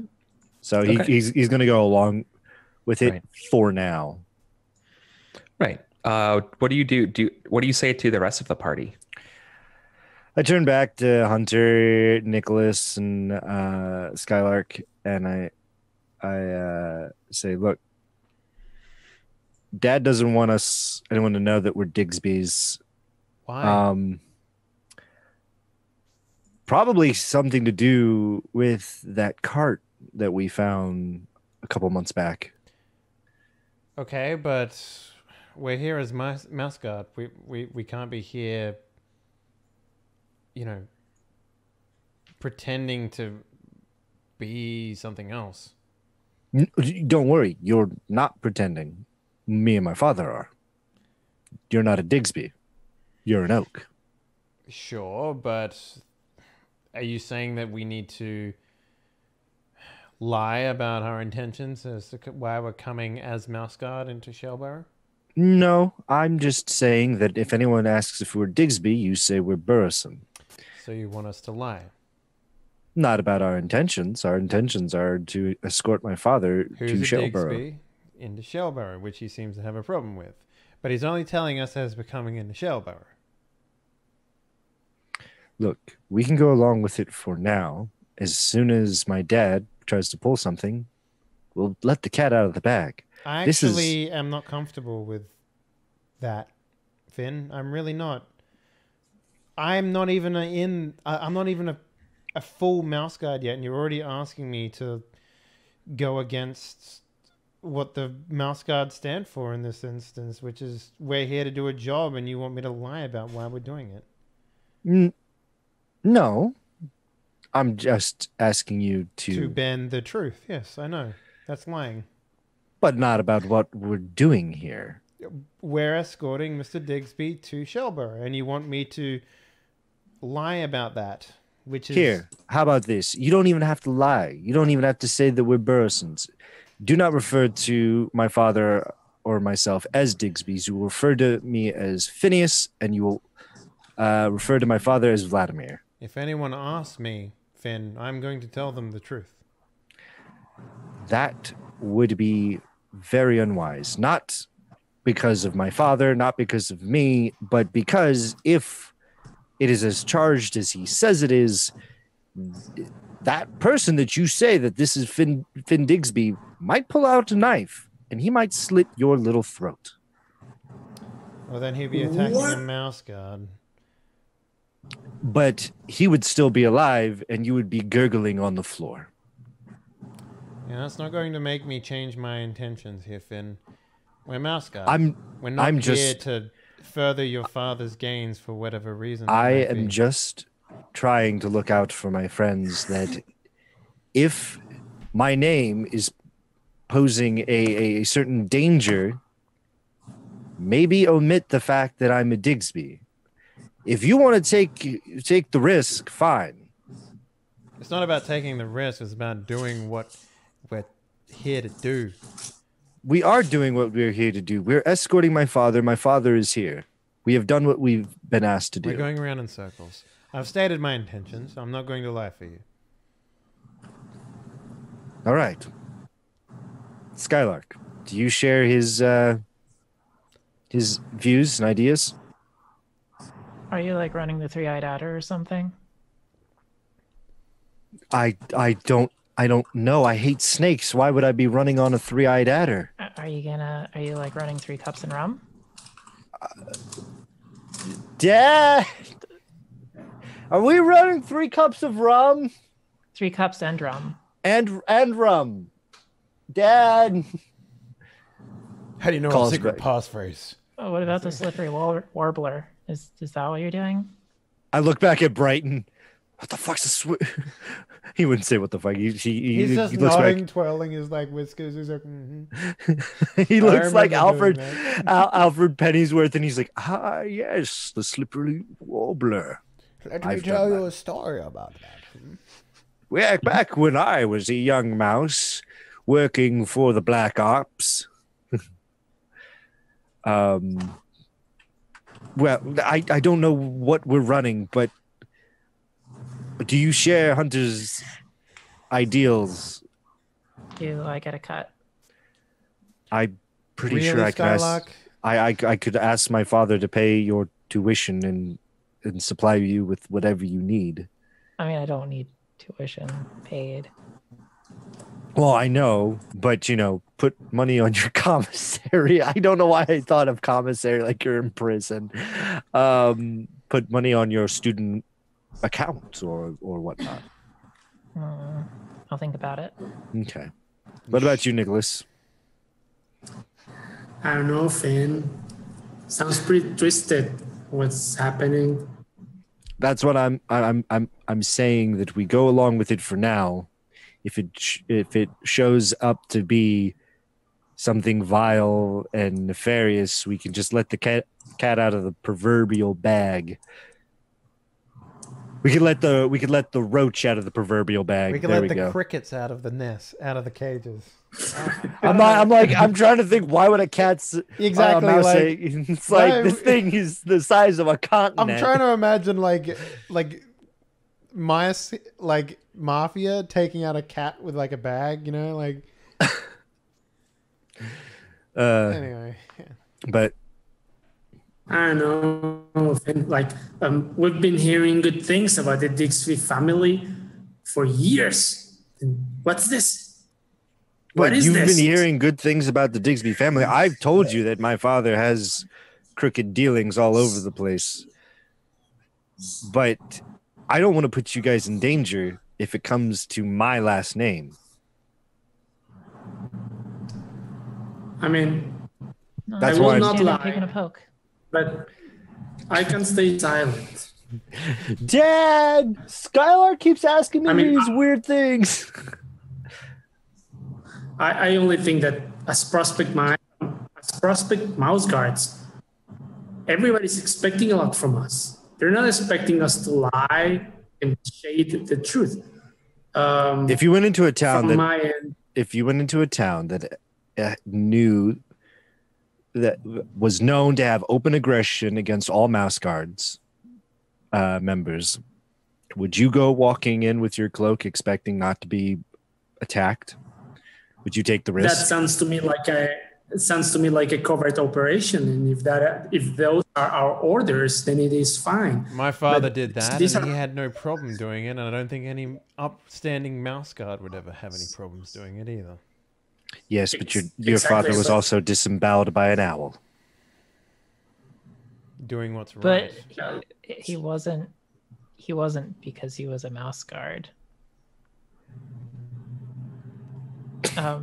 It wasn't because he was a mouse guard, I mean.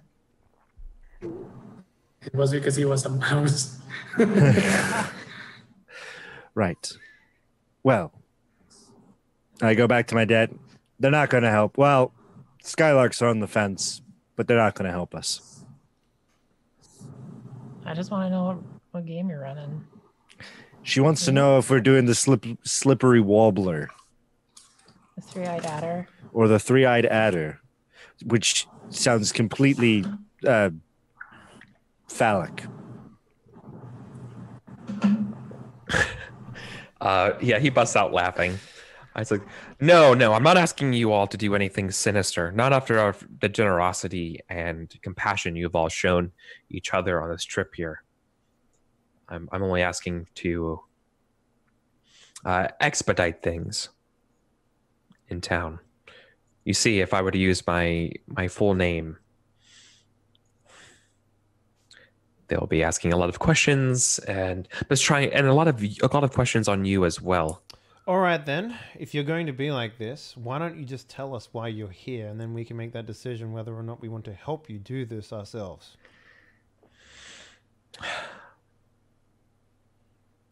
Don't treat us like idiots. Yeah. I really wish you wouldn't ask that question, son. What, are you running a coin matching game or something? No, I'm actually... No. I have important personal business to attend to, is what he says. Obviously lying. Well, I intend to do what I do best under the guise of a mouse guard. I am not going to lie for you, and I'm not going to cover up your identity unless you be more willing to tell us why it is that you need to in the first place.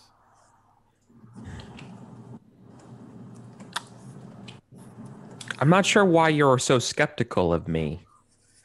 I mean, we need to know what kind of risk we're getting into. I mean, you could be doing a badger run for all I know.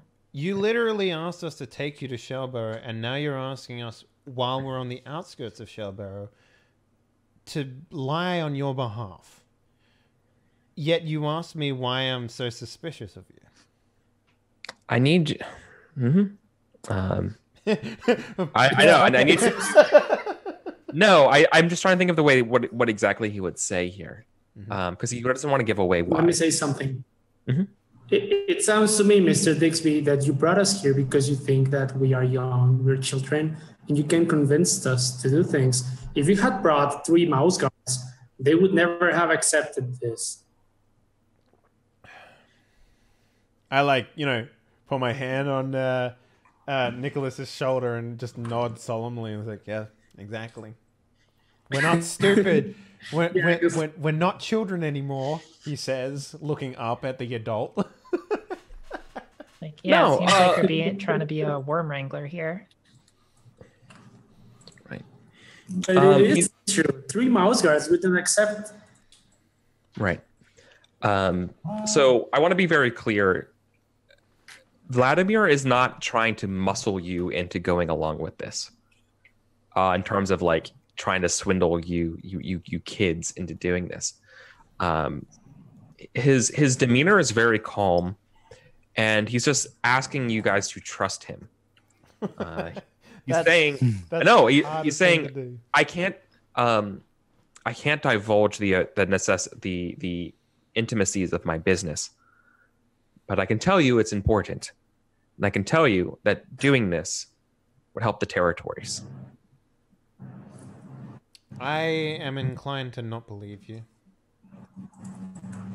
If it's such important work for Mouse Guard, why did you only choose children? Or tenderpaws, he would probably say. And why is it not information that you can't divulge? If it would help the territories. Okay. Actually, persuade him here. To give up 8 ob. That is what it's going to be. No, it's a versus test. Oh, versus. This is a versus test, and he's telling you, no. Mm-hmm. I picked you because, actually, he was like, I'll have you know that I did not choose you for this journey. I chose my son, and my son chose you. Damn. Well, that still doesn't change the facts. Anyway, Persuader, you said? Okay. Nicholas, you helping in this instance? Yes. Okay. I'm persuading.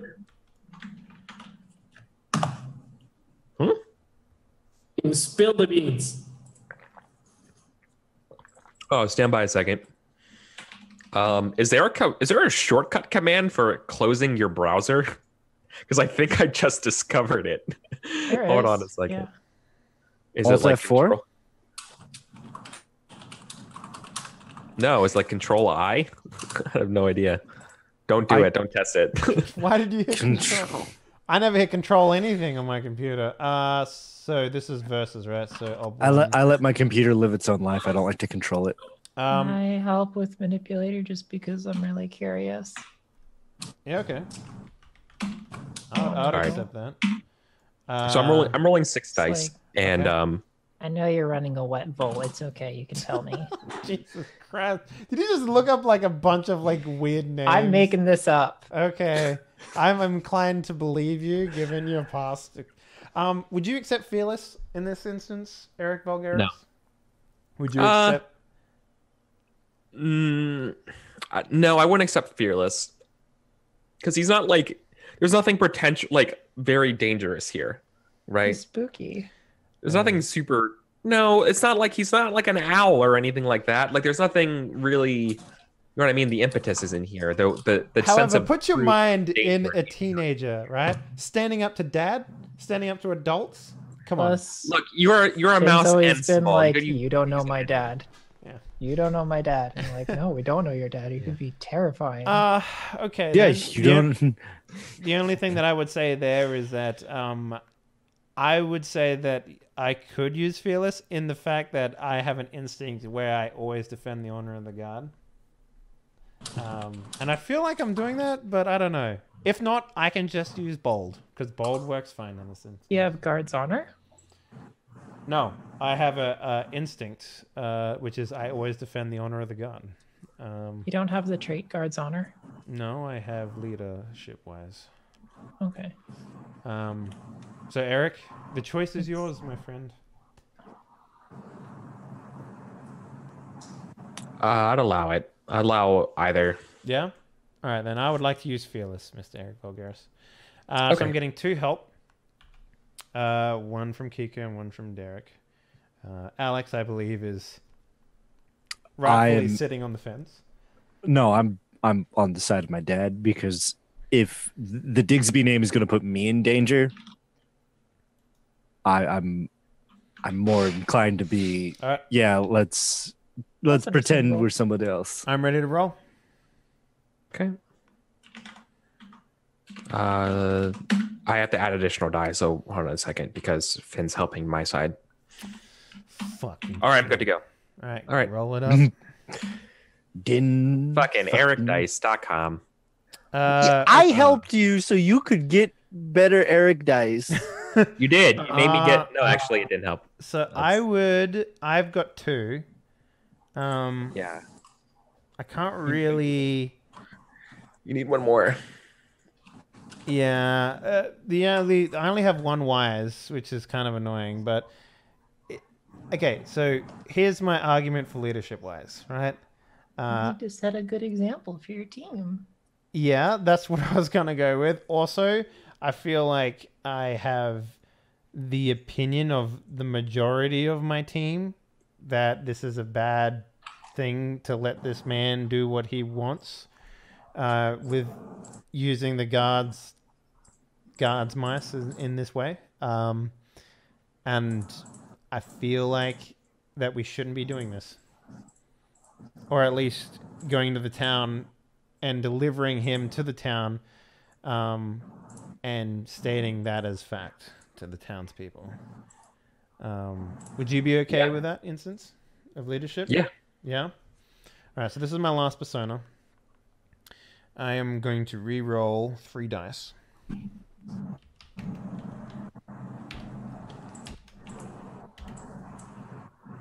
All right, so that's 3 and 3, so we tie.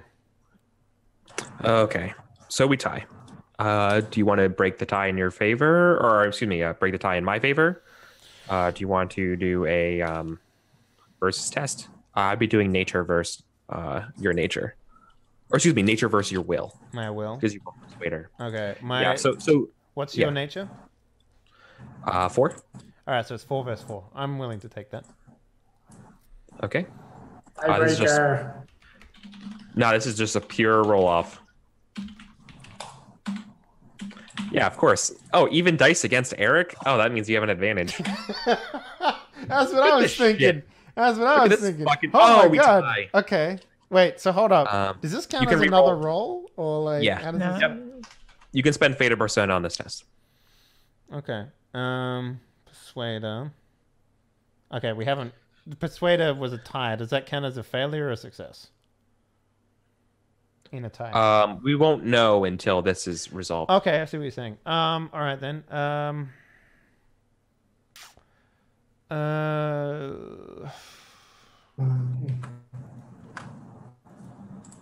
Okay. So since we tied again, what do we do now? Ties would go to Eric. Yeah, ties go to me unless you want to do something about it. I don't think I can because I didn't roll any 6s in all of my rolls. So unless You I can use Persona again. No, that was my last persona. Oh, can I use then- fate to re-roll 1 dice? Yeah, if you had a Fate. I do have a fate. Yeah, you can use your Wise to reroll 1 die. 1 die? All right then. 1 failure.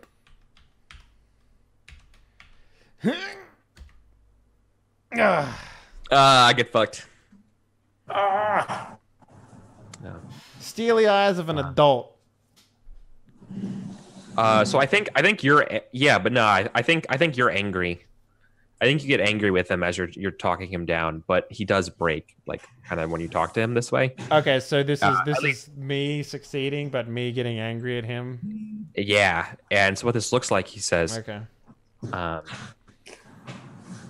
"Son, what I'm doing is classified."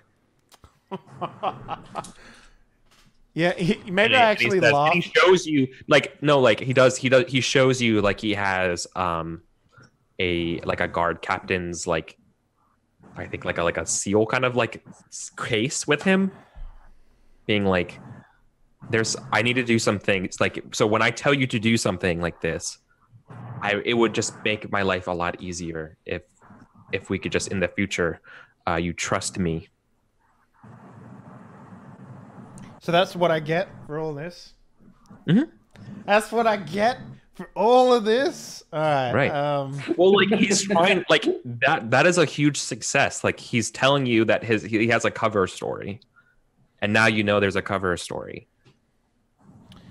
Whose sigil is this? Do I recognize the sigil? Yeah, this is from Ellie. This is the matriarch's. This is symbol. the matriarch's sigil, right? Like little Yeah. stamp in the wax thing, right? That's what you're talking about? Yeah, he straightens himself out and like as he puts it away into a secret pocket, and like shoves. I imagine he wears a nice long like cloak, like a traveler's robe cloak, something like a pilgrim would kind of wear. And so he brushes himself off and says, "Yeah, Fine. If the matriarch has a reason for you being here, fine by me. Whatever white lie you're telling, I'll just nod." right." It also, I mean, I would give you this. It begins to click. The reason why he brought kids with him like this is because it's innocuous, right? Him being on business, traveling with his son is a pretty good cover story for whatever he's doing. Aside from the fact that you've got an oak with you. Yes, that makes perfect sense. Sure. But he didn't pick you. I get that. He's- I get that. Yeah. But you've got the most proud fucking mouse guard up and comer in the group that you could possibly imagine. It's like the exact opposite of being innocuous, I guess. Right. Yeah. No, I like that actually, because then he's like, by the end of it, he's like, the bark on this one. You know? It also sounds to me that if the matriarch wants something done, but she doesn't want the rest of the mouse guard to know, then she would give this paper to a person who's not in the guard, and then send some bodyguards who are just like apprentices like us. So no one in the guard knows, only the matriarch. Also, can I just real quickly ask, because I've already forgotten this rule. Is it you level up when you match the amount of passes and one less failure to the current number that you have? Yes. Yes. Yeah. So my persuader goes up then, because I needed a failure on that. So. Yes, exactly. And I get a failure on my will check as well? Is that how this No, works? nature. So your nature goes down by 1. No, I didn't roll nature. I rolled will. Oh, yeah, you rolled will. Yeah, you failed your will test. Correct. Cool. All right then. Neato. Cool. I would like to look at Mr. Digsby and say, "So you're a gentleman lark then?" And then just nod at him.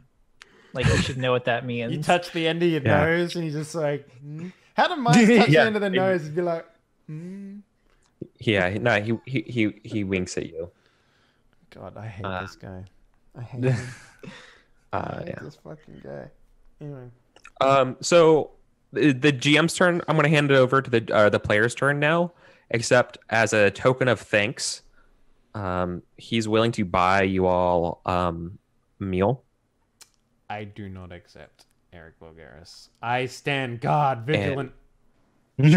And Finn, you get Mr. Gray brings over a due set of white paint for you. Ah, wonderful paint.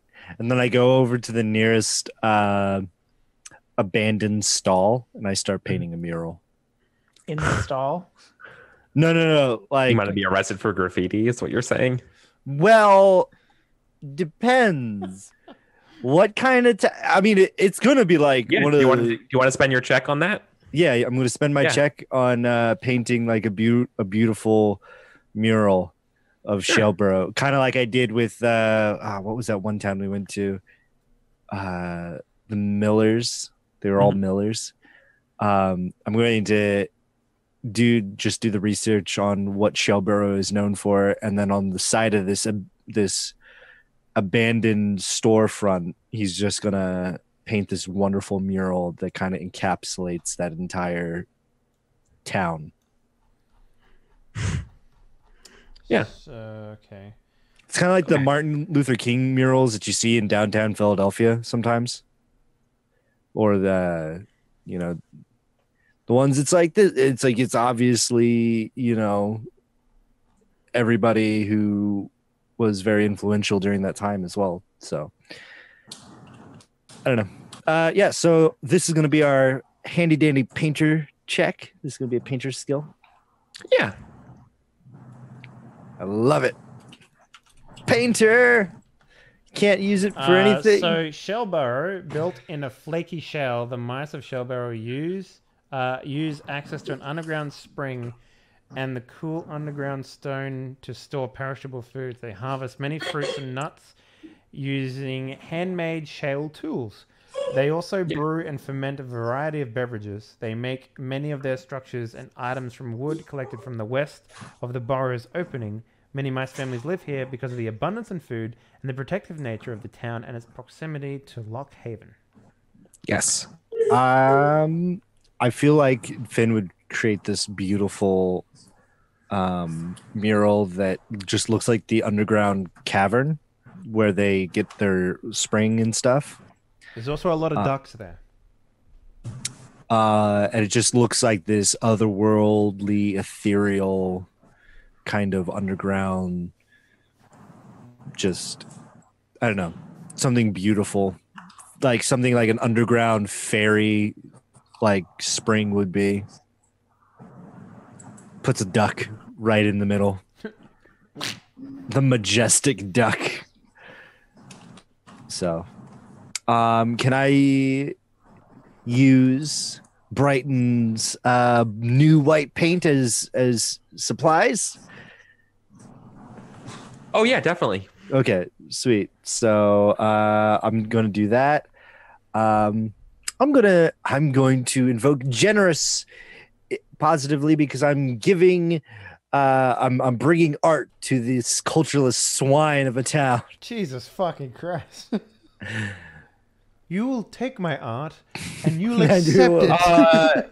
Yeah, let's do this against. All right, this is gonna be a variable. I'm gonna roll 5 dice, so basically an ob 1. Okay. Right.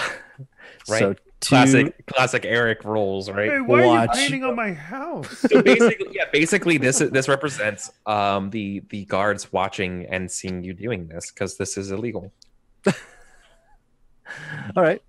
You'll be known as Banksy in the fucking mouse guard territory. Yeah, you're a mouse ski. All right. Shaleski.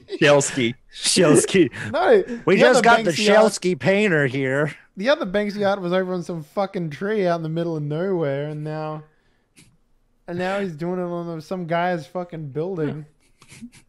Yeah, Right. so we'll see. Let's roll him. Oh shit! Hold up.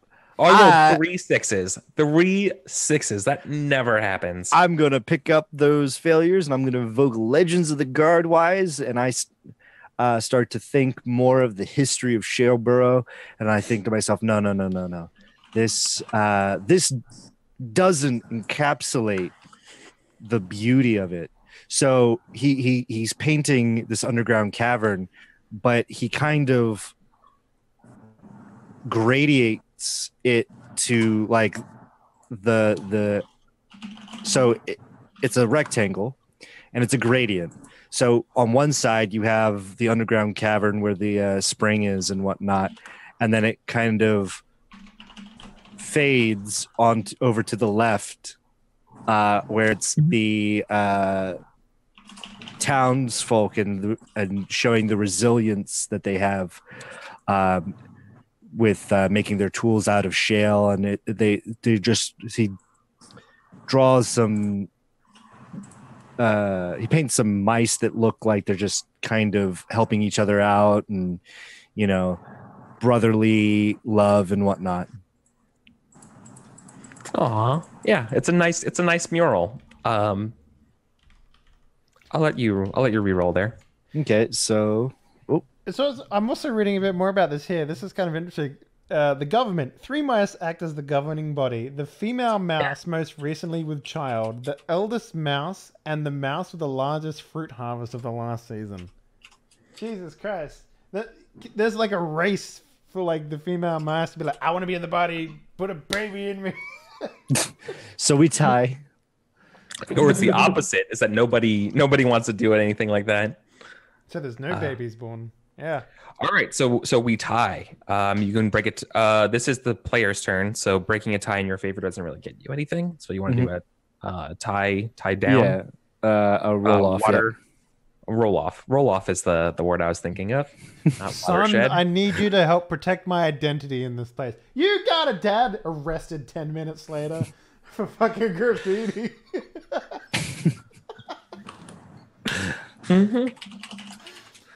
Okay.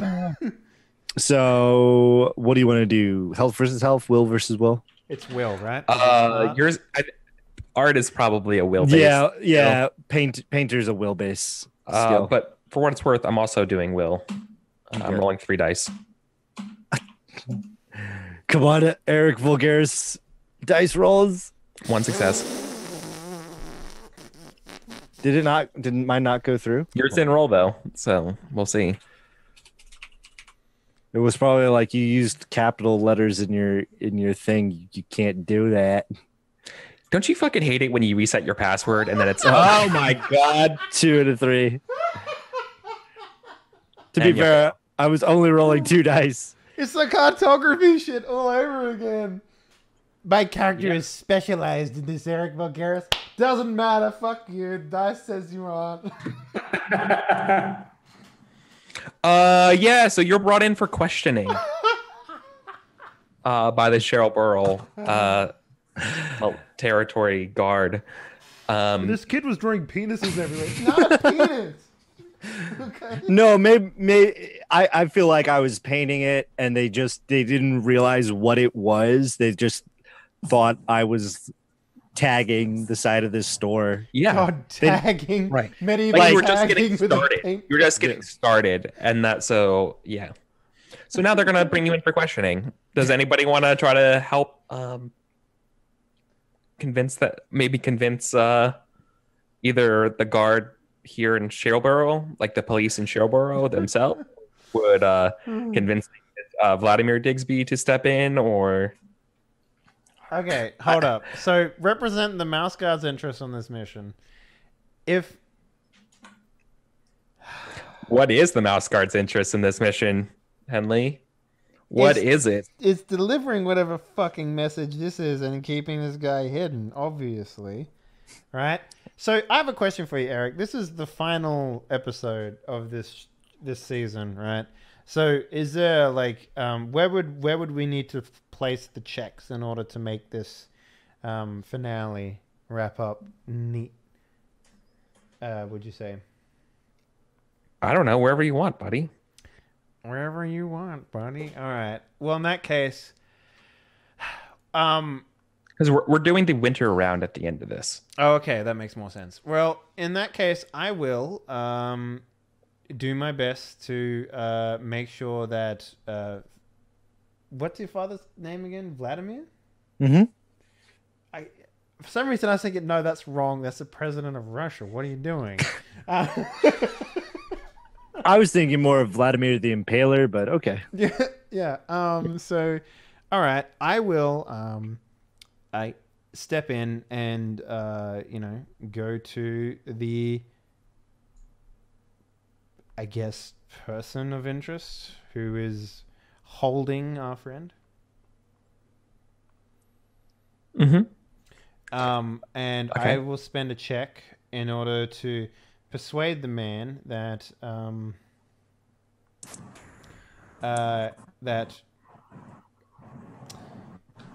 my fellow colleague Finn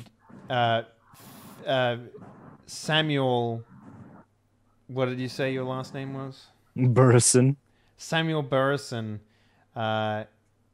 is simply inspired by your town, and that he will find a more appropriate place to create a mural that represents this blooming industry. And Finn looks over, and then he's like, no. They scoffed at my art. I'm here to destroy Shaleborough.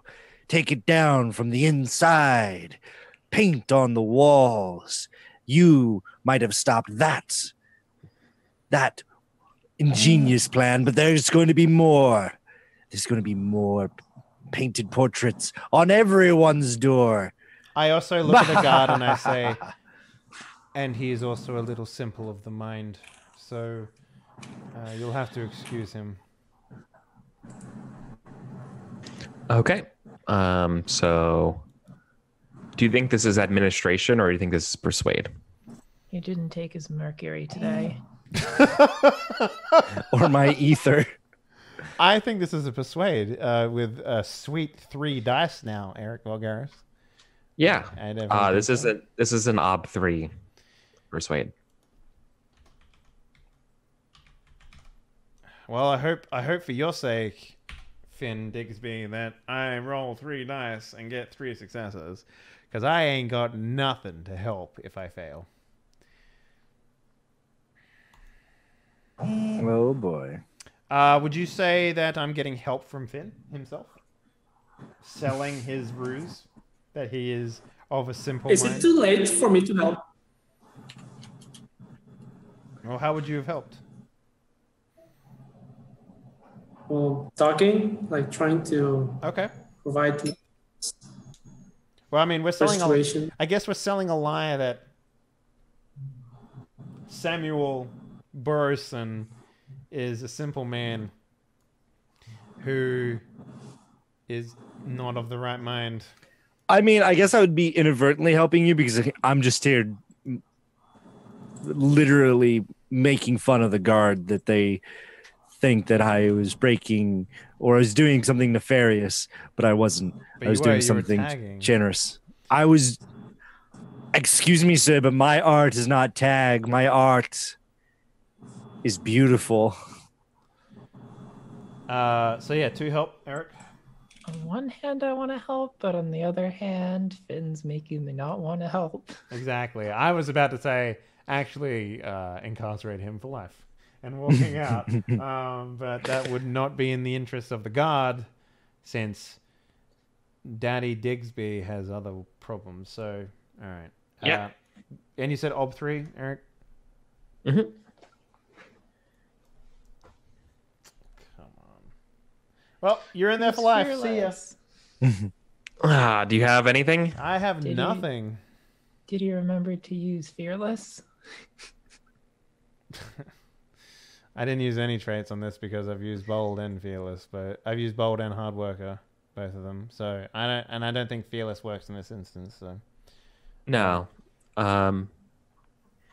So I think you guys are tired as you get him out of here, as you argue exhaustively. no, I'm just I don't. I mean, I'm sure I argue with the guard, but like when we get Finn out, I'm just like, after all your, you know what? I'm not even going to bother. You jeopardize this mission because you can't keep it in your fucking paint pot, whatever the fuck it's put in. I don't know. I felt I kind of like You can't keep your brush out of your paint pots.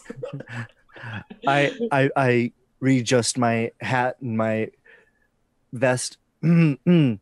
Excuse me, but I can't help when inspiration hits. It just does, and I just kind of harumph and walk away.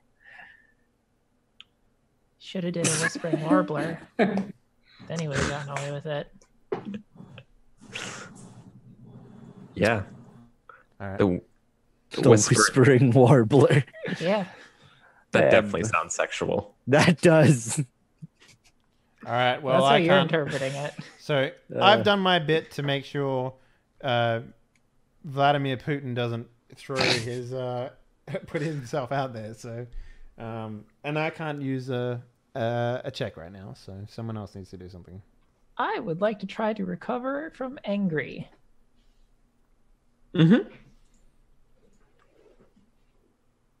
I Okay. guess, like, narratively, how I'm doing that is just sort of like gathering, like, whatever sort of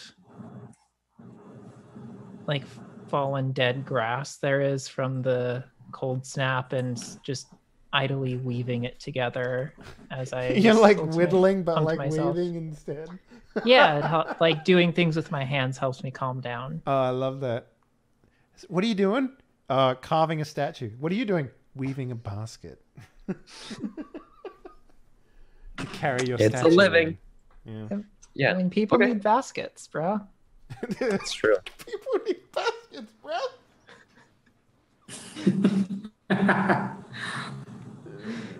That's still That's gonna be right? You're not wrong. You know, Well, I had a right. GM once who was obsessed with people taking basket weaving as a D&D second edition skill. It's like, just take basket weaving. It's a great skill. You can use it in What every for? instance. Yeah, Exactly. no. It's just like getting a degree in basket weaving. Oh, It's a if degree. It's second edition, then you need shit to carry all the loot in. You know what second edition sounds like to me? The best video game of all time. Stark the Underground Empire. Is Zork better than NetHack though? So it's a will test, right? Yeah, it's a will Ob, test. what's the ob? 3? No, 2. 2. 2, yeah. Because it Mastering your anger is 2. yeah. Hungry is 1, anger is 2, exhaustion is 3. Yep. For some Can reason, I I don't put it use- in order. So God's honor positively. you just idly tell the story I to need nobody who's listening about when. No, this is God's honor, not Legends of the Guards wise. They're two different things. One's a trait. Oh, right. Okay, I see you. And I tell myself that I need to calm down and be able to focus on my duties. Is that good? You said duty. Um, Oh man. maybe. Or yeah, I'll give it to you. Okay, thank you. What could go wrong? It's the last episode. What could go wrong? What could go wrong? Everything can go wrong. What You could could go get down to arrested. that final boss battle. Hey, you did it. I did it. Yay. You're Wait, arrested. You only have one will? I have 2 will. No. Oh. Oh, okay. Sorry, you rolled 3 dice. For some reason in my mind, I was like, she only had 2 dice? Oh, shit. Yep. That's a successful will test. Yay. Good job. And then for... Oh, I can't go next. Next person, go. Nicholas? Yes, yeah, that would be me. Nicobolus. I only have 1 check. I want to go out with a bang, so I'm going to make a bomb. no, like I'm thinking, Eric, is it possible we still could believe that maybe Mr. Dixby is lying? Oh, Or yeah. Yeah, there might be also ulterior motives here. Definitely. Yeah, so I'm thinking I want to steal the letter he has, the thing with matriarch's sigil. What could Okay. go wrong? What could go wrong? All right. I gotta go out with a bang. Okay. Mouse Guard really needs like a secretive role because Scout doesn't really cover stealing a thing, unwaxing it, but like keeping the wax intact, and then like reading the letter, putting it back, and then re-waxing it back on. You know what I mean? Like Scout doesn't cover that. But But it has wouldn't to. wouldn't that be manipulation of evidence? No, manipulate is No, a it's social not. skill. I think Yeah. maybe it could be an argument could be made that that could be science test. Or not to steal it though. He's- Not to steal it, but the he dealing has, with like he has the wax one seal. check. He has one check to do it all. Yeah. Yeah, I only have 1 check. So what I'm thinking is that where is he staying for the night, Eric? I mean, you could probably make a criminal skill for Mouse Guard. It's obviously way too late in the game for that, but it's probably possible. Yeah, I mean, all right, my I'm last sorry, character what's- didn't have it, and we just relied on Scout for literally everything, though. So And nature. Yeah. Yeah. I'm guessing we're using Scout, right? Because like I spent the whole campaign leveling up Scout, failing like 8 games. So please let me use it for once. Yeah. all but 8. He's very protective of his fake letter. No, it's a versus test against his scout. Doing this. He's rolling 16 dice. So I'm, what I'm thinking I'm rolling is 4 dice. that if he's staying the night at an inn or hotel or whatever, Yeah, no, we'd be We're staying at. yeah, we're sneaking in through the night and subtracting the letter from his belongings. Who's helping me? Fucking not me. 100% not me.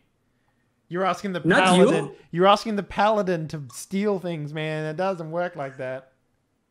But you know he's lying. I don't know. We he's have to lying. know. I failed my persuasion check.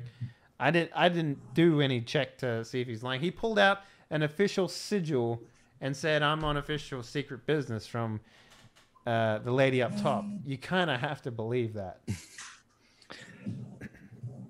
All right, but you know I'm doing it because I asked for your help.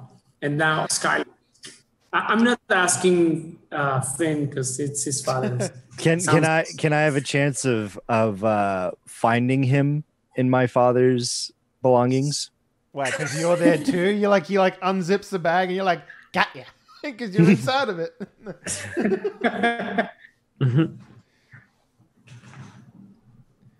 I still have the powder. I don't know what could I do with that, but all right.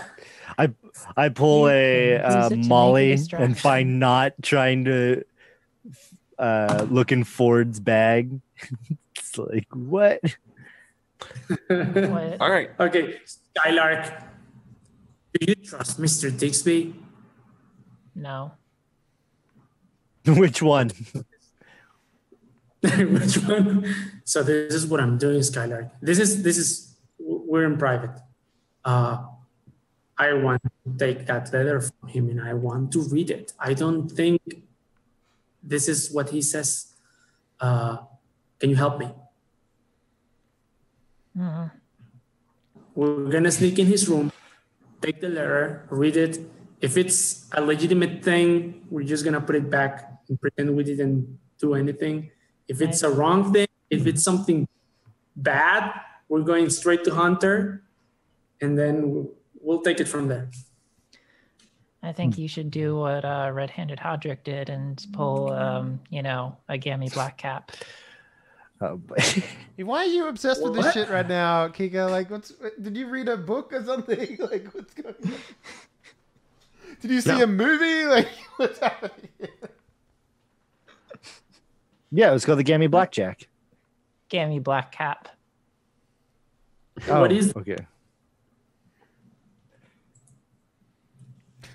Oh, it's that thing where, you create some sort of distraction to get them away from their stuff, so you can, sneak in and get it easier, and then also frame someone else at the same time. You want to frame someone for breaking in and stealing a highly sensitive document that no one knows about except for us three. I mean, that First could you cause work. a distraction. It could work if I did something like do a bomb with the gunpowder I have and set it up outside. Jesus and fucking Christ! You want to cause terrorism to steal an official mouse guard document? Let me put that in perspective right here. City. We're gonna destroy Shellborough to make sure that he never submits the official mouse guard documents that he got from, the leader of the mouse guard. Jesus. I mean, it didn't work out for Blackhand or for Red-Handed Hodrick, but might work for you. You know the legend of Red-Handed Hodrick, right? Because they call him that because he was caught red-handed. So don't get caught red-handed. My series of crimes are a cautionary tale for everyone committing crime. I still think the Gammy Black Cap is the way to go. Is this like you helping me with Legends of the Gods? Yes. Okay. Legends of the Gods, my says, don't get caught.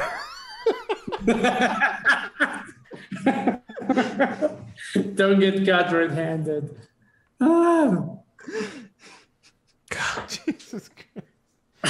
How about we set off a bomb in the center square, killing everyone? Yeah. But we use it as a distraction.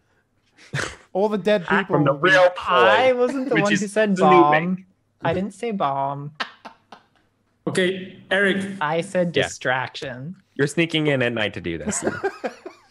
We finally got there. Oh my God. If I only sneak in, can I do like the bomb distraction and still use scout for this? Like use it as supplies or something? No, look, I'm vetoing. As a GM, I gotta veto the bomb idea. No, nobody would ever would do that. No mouse guard would do that. Well, firework. I'm actually not thinking like a bomb, more like maybe like a smoke bomb. So no one's gonna get killed. It's just a distraction. Yeah, just throw a flashbang in there. The government is an old man, a pregnant woman, and a farmer, and you want to create mass chaos in the city square with a smoke bomb. Let's just think about that for a second. Okay, forget the gunpowder. All right, I'm sneaking in. D&D group. And I'm tapping nature. You gotta beat a 1. You gotta beat a 1, man. Oh no. It's gonna be clutch. Fucking smoke. That's the up 1? Yeah. Yep. It's against his All right. thing.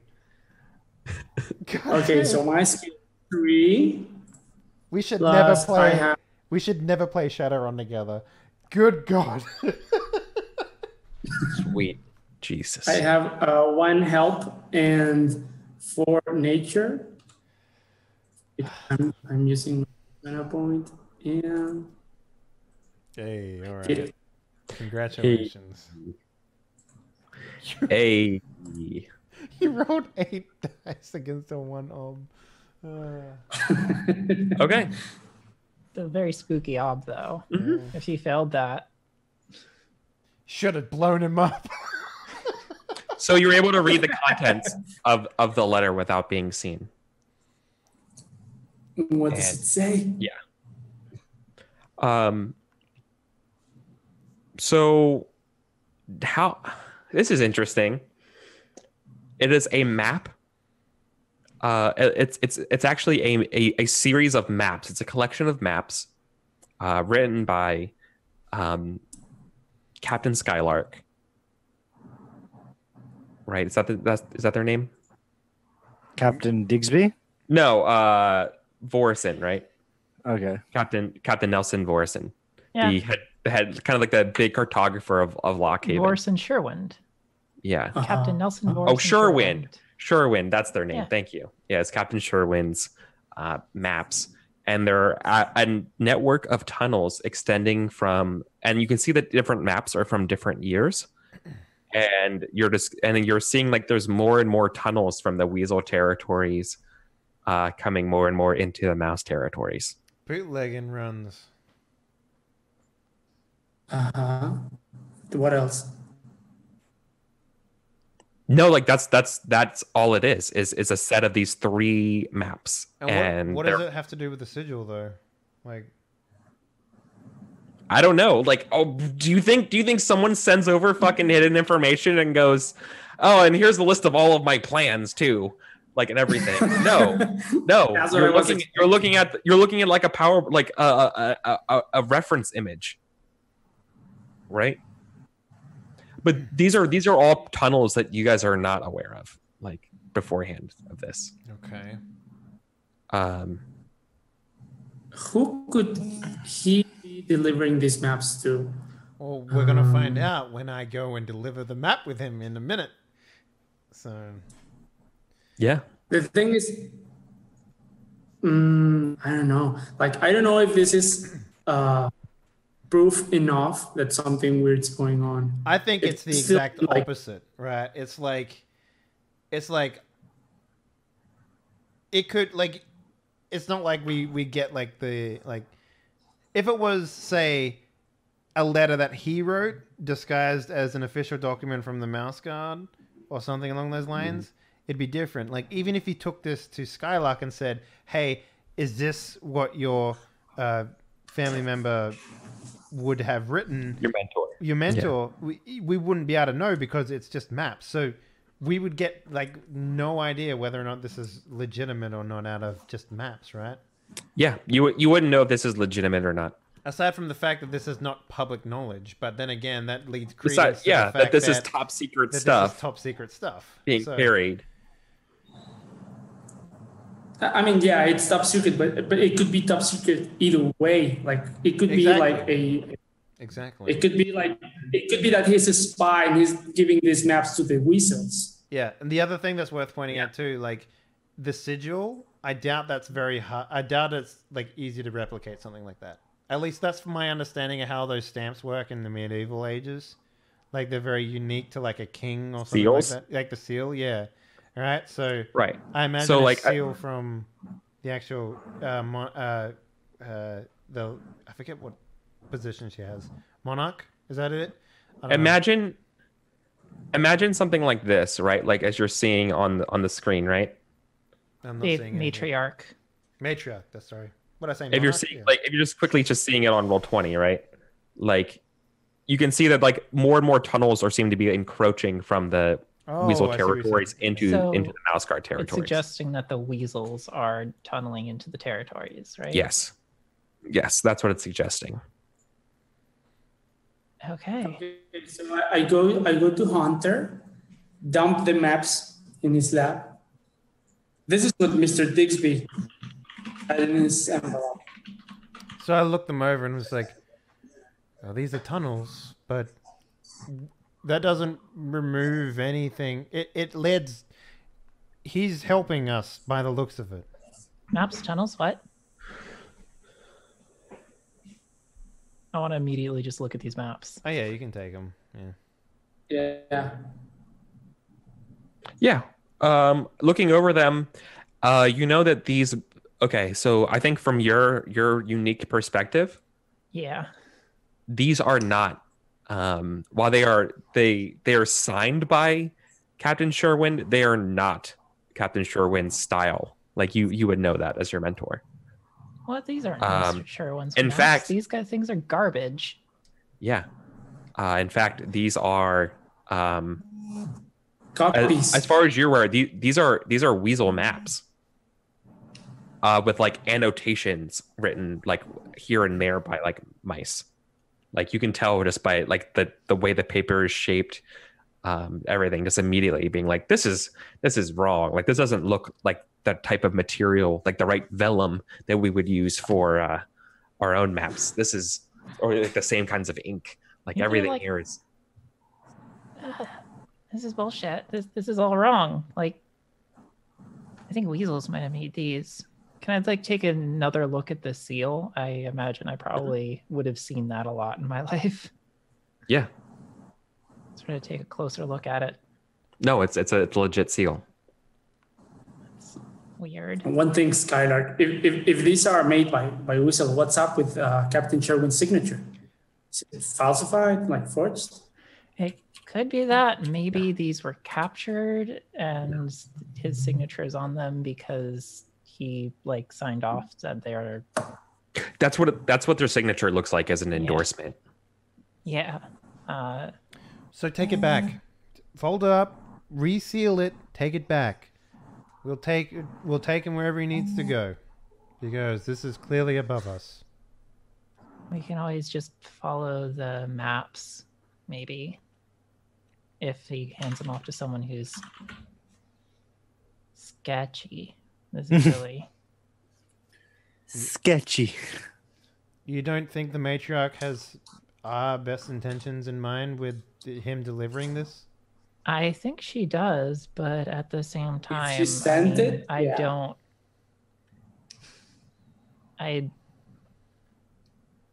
The information on this just on its own is really troubling, and like if hypothetically we were being lied to and he's not supposed to have these maps, having this information out there could be really bad. Well, think of it like this. What benefit would he gain from putting the territories at risk? Well, what if the territories decide to go back to war with the weasels and he wanted to supply the territory with arms and then increase his business that way? But if he was going to deliver this to the weasels already have this information. No, he could deliver it to other non-weasel but still mouse people. Like Or the people over ferrets. in Barkstone already don't have like the best opinion of the guard if they saw this and that this information was being kept to them. These tunnels go really close to Barkstone too. That would be a big cause for concern for them, and they might, Are these dated at any stage, Eric? Yeah, they're dated earlier years. So like you see 1164, 1165, and Is there even any here from the Weasel War years? No, these are all later. Like these are all like you're a decade past the Weasel Wars. Yeah, so these are post Weasel Wars, but Tunnels, correct. Yes, that's why they're so significant, and that's why this is so alarming. Right. But there's no way you guys would be able to verify this information, right? Look, all we can do is do what we're supposed to do. This has an official seal on it. I'm glad I know, but we still need to deliver wherever it needs to go. Okay, All but right. I will be filing a detailed report on this and making sure only Ellie sees it. Maybe you should just ask her instead of making a report. Well, I need to make a report to see her. That's an interesting thing coming from doing the duties of a mouse guard. Being like, oh no, now that we open this thing, oh shit, we probably should hide what we know now. Finn comes in eating an apple. What's up, guys? I assume at this point you might have put everything back before Finn gets there. Oh, yeah. And so yeah, you guys are all like discussing about this stuff, being like, "What do we do? I don't know. It's confusing." And then Finn, yeah, he just comes in. Okay, next. Mm-hmm.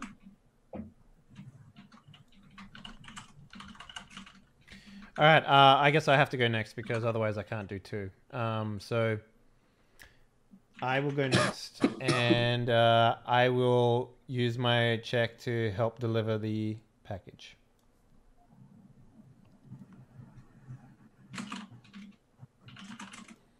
That cool? Mm-hmm. Maybe I can just make this a will check. Or did you have something else in mind? No, a will check actually makes sense. Like, probably like opt to. Okay. Can I help? Sure, but I already passed, so it's fine. Oh, okay. Cool. If you wanted to help to do like a leadership, a wires to get a thing, then sure. You just might. No, I just really want this to go well. Oh, okay. Yeah. I'm invested.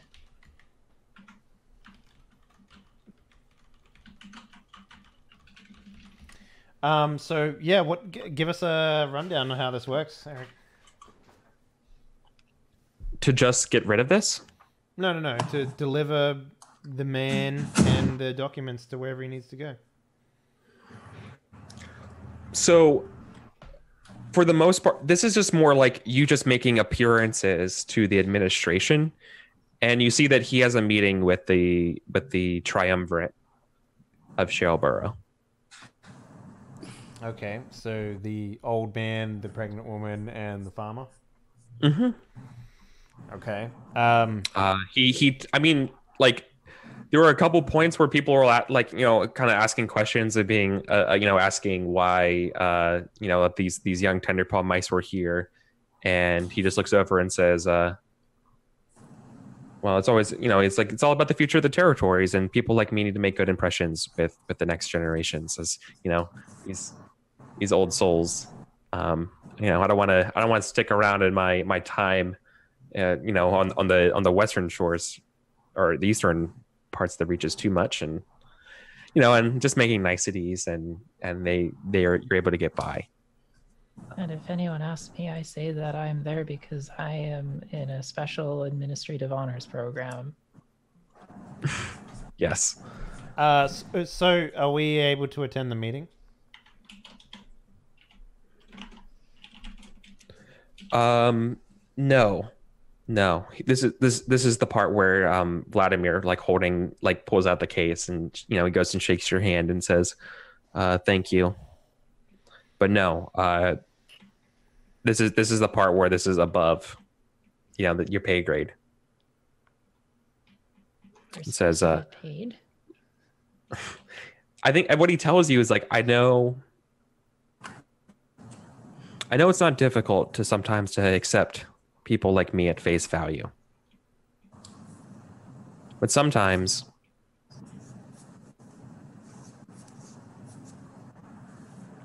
I do things that aren't just for a profit. You have Finn to thank for that. And he's going to hold out his paw, get a shake from you, Hunter. I keep my hand on the hilt of my sword, resting, not in an offensive manner or anything like that. And I say, and then I do a guard salute instead, and then I turn around and walk away. All right. Yeah. I'll shake his hand. Yeah. Oh, cool. All right, that's good. That's not as awkward. Skylark kind of does that weird grab of the hand, shakes it like that, and then slinks back. Oh, you mean the limp fish? Yeah, no. Homer and the bush, she kind of comes out, shakes the hand, then Back in the shadows. back into the shadows. Well, Skylark, one more check for you. Well, I'm totally like shaking his hand, all hypocrite, like pretending I didn't sneak into his room last night and stole his top secret documents. Yeah, man. Like, I love the idea that nice to meet you, Mr. You whisper that to them. I totally didn't steal anything from your room last night. And then he looks at you and he's like, Brighton was in the corner the entire time. He saw everything. Smoking. Yeah, Brighton, the mouse with like the beautiful like mustache goatees, like sitting there in the corner smoking, but freaking Nicholas didn't see any of that. All So right. I do say, Skylark, what you spending your check on? I'm not sure. Well, I mean, you can still get that sweet rocking chair. Yeah. Well, isn't Snarvel supposed to be in Shaleborough now? Wasn't he staying with family here? Wink, wink, nudge, nudge, circles roll.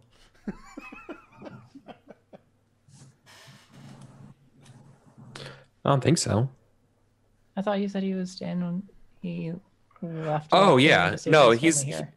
Right, but that was a while ago. He's moved on since then. Ah. Okay. I don't want that rocking chair anymore. Maybe you could get her another type of chair. Like a lazy No. boy or something. No, she shouldn't be using me as purely as a matchmaker. She should be wanting to spend time with me as her friend.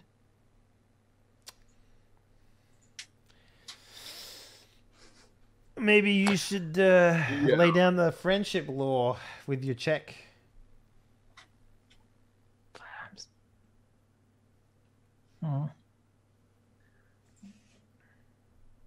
I'm really not sure. This is toughy. Mm-hmm. Challenge Mr. Digsby to a duel, Why would I do that? For to honor. go out with a band. Part of me wants to try to listen in on this meeting. Oh, that's good. Yeah. I'm totally helping. Just try to eavesdrop. But if I get caught, I would get kind of screwed over. Yeah, but I'll be with you. You I'm get helping. one more Just- roll to make a decision for your character going forward. How do you place your bets? I'm eavesdropping. Yeah. Yes. It's just in her curious nature. She has to. Okay. What could go wrong? What kind of test is this? Scout. Yeah, I'm not going into the room. I'm just sort of trying to listen in, at a door, or if there's a I'm wall imagining that I like a find that's balcony particularly and you put thin. your ear on the window, you know, like Yeah, something like that. Mhm. I'm testing Scout. My rating's only a 2, but I have to. I'm using. that tender poor Well, life. So, To avoid suspicion between the guards and actually hearing something from the door is going to be pretty difficult. So I'm going to roll 4 dice. I'm going to be using Curious positively, and I want to spend a persona to tap my nature. Yes. I'm helping you. I'm right behind you. So I'm getting what? I'm getting help. Is anyone else helping, or is it just one help? no, I did my dramatic exit already. And I can go get you. I'm okay with not suspecting him anymore. Okay, that's fine. Like I have an idea what I'm going to use my last check on, so that's not going to ruffle any mouse feathers as it was. So Okay. Finity Fin. I will help with an apple. As I crunch, as you put your ear to the door, I look down. So Skylark, what you doing? apples would be enormous to a fucking mouse, by the way. A nut. I don't care. It's just like you're holding this. What's up, Skylark? I'm trying to hear what they're saying. Oh, I can do that. Here. And Finn kind of like goes over to the door, jiggles the handle, and then if he can turn it slightly and then help her by opening just the slightest of crack to allow enough air for the sound waves to pass through the crack and amplify the sound. I love the idea. It's like you open the door. It's like, that's right. Yes, kill all the mice. Yes, that's right. And then all of a sudden, Finn slams the door. His eyes grow big. His pupils small. He looks over at Skylar, who's the same way. What did we just walk into? I didn't hear nothing. I didn't hear nothing. I'll see you tomorrow at class. Yep, tomorrow class. Got it. But yeah, you're helping? Yeah. Okay, you're helping. Okay. So you're rolling 4 dice, Eric? Is that what I heard? So it was versus? Yeah. Versus. Okay, I'm Hey ready. kids, Let's go. are you listening to that secret meeting where they're talking about killing all the mice? It's like, no. Okay then. No, we're listening to porn.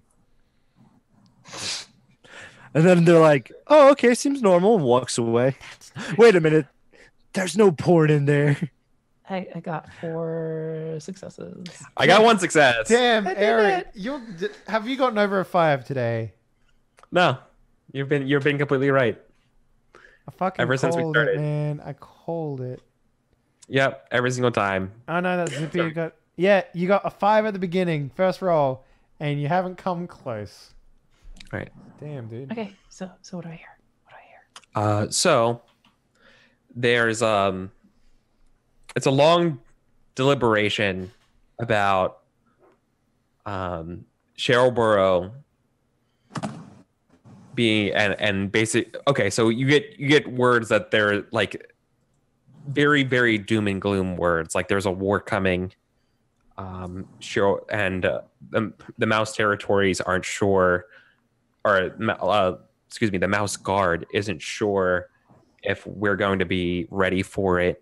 It's worse than they thought. And they're going to need a lot more help and support from their Lockhaven's closest allies, Sherrilborough, Ivydale, Blackrock, Thornwood, and Thistledown. And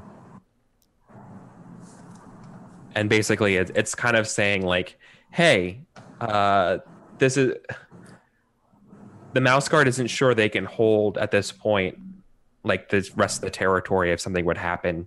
And like here's like they're talking about like defensive plans. Like not offensive plans, but defensive plans. And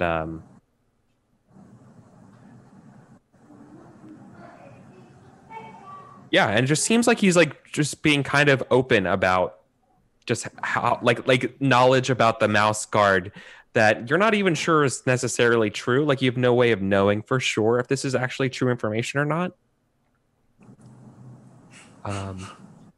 But ultimately he's saying that he's trying to, and then he like maneuvers this into a deal for selling more like weapons and defensive arms and stuff for Sherrilborough. But what did they say about the maps? Were they really made by the Weasels? Yeah, they believe in them for sure. Okay. Okay, it's the end of the world. I probably would. I kind of want to get the group together before relaying all the information first. You know. Okay. All right then. So yeah, I guess we would meet back at wherever we're staying, right? Be like, yeah. Or what? Yeah. So I'd be like, so I was. Okay, don't be mad, Hunter. Don't be mad. But I listened in on the meeting. And it was very spooky and scary, and there was talk of war and defensive plans, and it kind of got wrapped up with Finn's dad, Mr. Digsby, arranging a deal to sell arms to Shaleborough. Well, that So was I have- expected, but Very mixed feelings about this. And very uncertain.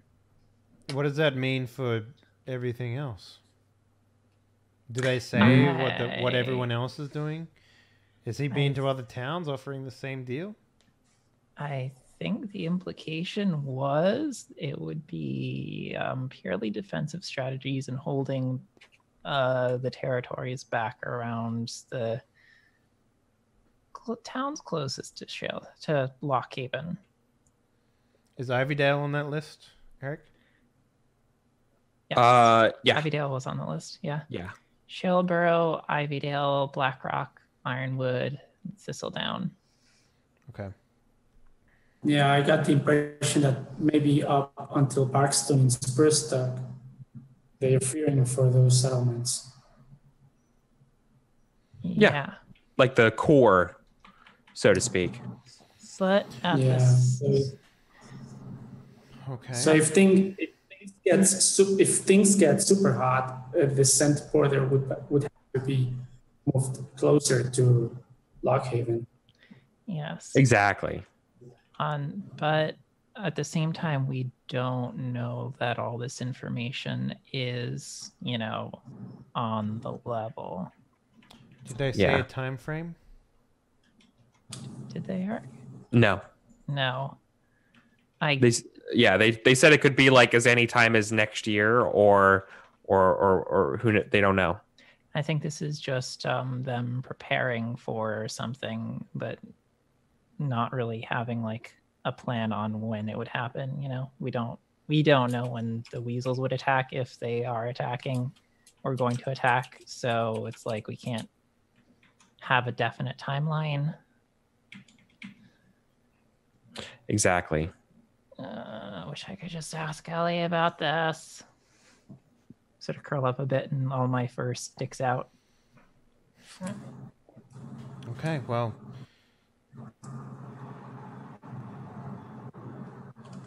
I guess we just leave it up to them. But if Mr. Digsby is not being honest and is using us for his own gain, then Look, Ellie signed off on this. That's all you need to know. Yeah, actually, winter is just around the corner. Next year, we're going to be guards. If this information is real, we're going to be involved in this fight. Exactly. So Eric, I would like to spend my last check. Okay. Now, I'm going to take a little bit of leverage here, and say that maybe, potentially, Kika, and maybe this includes you too, would you have given anything to my mother in the funeral for Huey that I could use as a means to be like, I want that conversation with Ellie now? you mean like, would Ellie have given anything to? Yeah. Yeah, probably. Like, you can call on a favor or something like that? Like, or something along those lines? Maybe. Probably. Yeah. They probably, like, Ellie probably didn't just visit the funeral. She probably spent time with your mother and tried to, like, make sure she was okay. Okay. And So, stuff. I would like to Probably. spend my last check then going home to Ivydale, ransacking my father's belongings for, say, I don't know, a trinket of some sort. Something that represents that favor in some way. And then going to see Ellie and demanding that I call in this favor.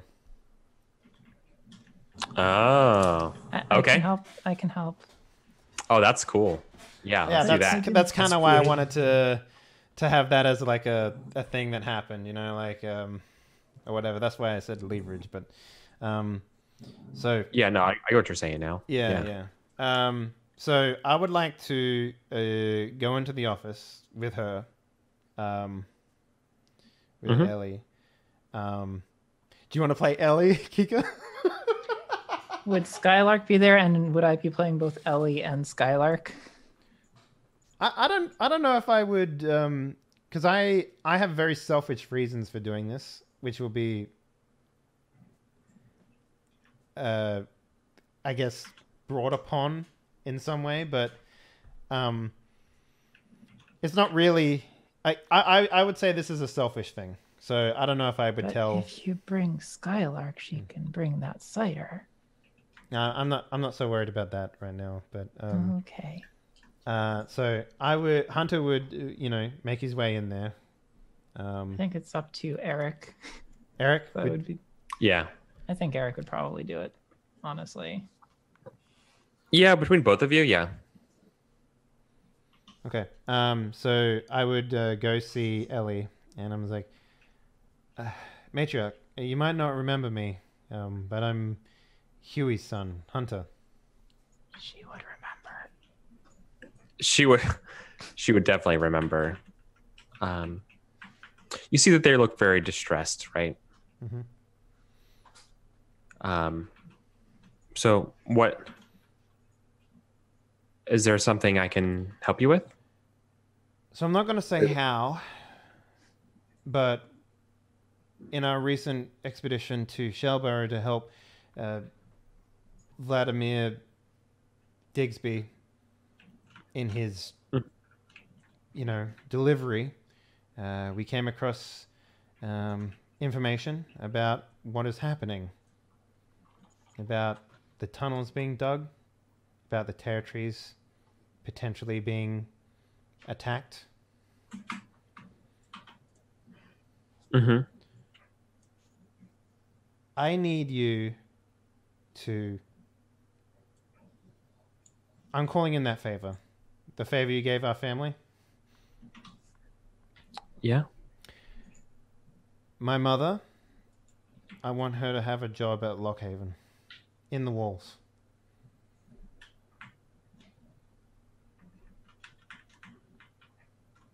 If what you say, or what I believe is going to happen, happens, Lockhaven's the safest place, right?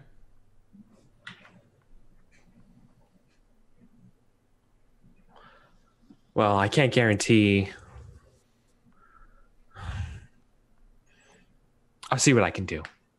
That's what they say. I might ask, what is it that is so concerning right now? Well, if there's going to be a war, I don't want my mother on the front line.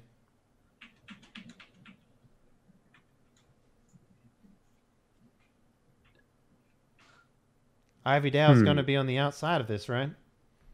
So, bring her in. Put her in Lockhaven. Give her some, I don't know, official title or something. I don't know. Just don't... She's not to know about it, obviously. I won't be able to convince her to move. No. And what makes you think I can convince her to move? You're the matriarch of this whole thing. You can do anything.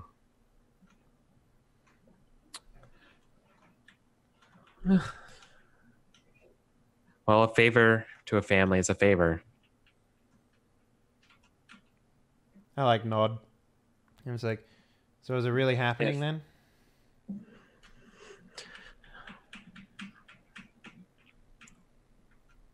Ellie shakes her head and says, looks like it. Okay, well, We're hoping for peace, but preparing for the worst. I got a long way before I can best the stories of my dad, but I'll do my best as a guard's mouse. And then I give like a salute or Yeah. whatever, They- and just Yeah. yeah. And If she dismisses me, I leave. Then yeah. yeah, and I think similarly, yeah, they salute you and stuff, and yeah, and you leave. Cool. Cool. That's the last check. See, very selfish. Yeah. Okay then. Do we want to do the winter stuff? It Yeah, happens everywhere. absolutely. I think that'll be fantastic. That'll be a good way to end. Yeah. All right. Cool. So, yep. So at the end of winter, or excuse me, at the end of fall, there's sort of like a winter mini game which everyone uses to like reflect and change their characters. And I have to find it in the book because I lost the page of it. I'll help you. It's in the winter section. Mm-hmm. Weasels, people, NPCs. 151. Perfect. Okay. So, you guys spend the wintry months in Lockhaven, resting and recovering. If your nature is taxed, you restore it to your maximum. Not everyone has their birthday during the winter, but most mice do. So you level up, or you age up by one. You can practice 3 skills. When your character practices something, note a test for advancement on their sheet. A pass or a fail is needed. You can practice 1 patrol skill. They're the ones all listed out, hard written into your character sheet. Okay. I guess the only one that doesn't count is Deceiver then. Yeah. Practice 1 non-patrol skill. That's the one not from that list. Mm-hmm. And then practice 1 skill you don't have. It can be a completely new skill or a skill you're still trying to currently learn.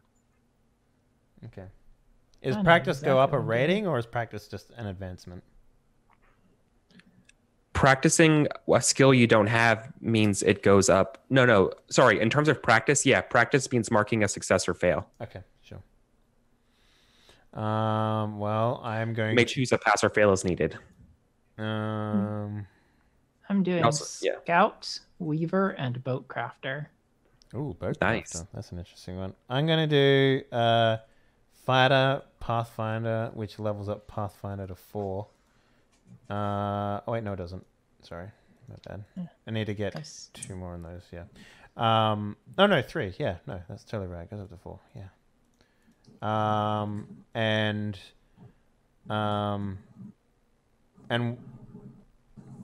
what? So what was it? 1 you do have, 1 you don't have, and 1 patrol skill, 1 other skill that you have that isn't a patrol skill, and then 1 that you don't have. okay. So At all. okay. You can- Yeah. So I'll keep Fighter at 4. I'll put Pathfinder up to 4. And then I will take Manipulator at level 2. Mm-hmm. Oh, I can make Rada 3. I don't know if Rada will ever come up again, but I'll put Manipulator at 2. So I'm gonna put 1 in fighter, 1 in militarist. Is militarist a patrol skill? I feel like that's more. That's more. Militarist, anything that's bolded is a patrol skill. on the Okay. sheet.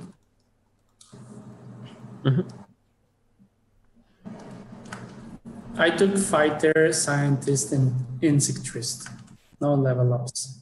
Oh, cool. All right. When we've done the level ups, the next thing to do is you guys take a sort of summary of your reports over this year, and you reflect on it. And I want you to tell me the story and why you got this new wise. So everybody gets a wise. Can I have crime wise? Oh yeah, I could see that for sure. For Yeah. a 3-eyed adder. Yeah, like, well, even That sounds so phallic. even when I was doing a lot of patrol and guards focused stuff, I still came at it with like the mind of sort of like a shady street kid who would like run something or try to like fall back on, you know, my more criminal. You also threatened a lot of dudes with Acquaintances. knives and shit. So Yeah, that too.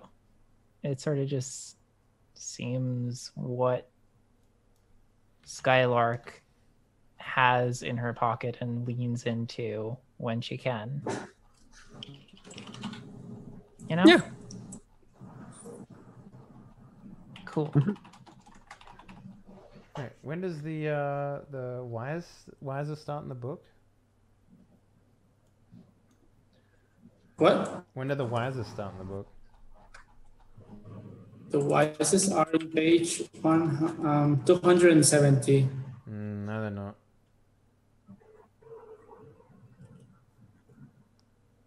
They're not I'm there. looking at the page right now. Yeah, but that doesn't tell you the list of Wisers that they have in the book as examples. Okay. Ah, It starts on 2.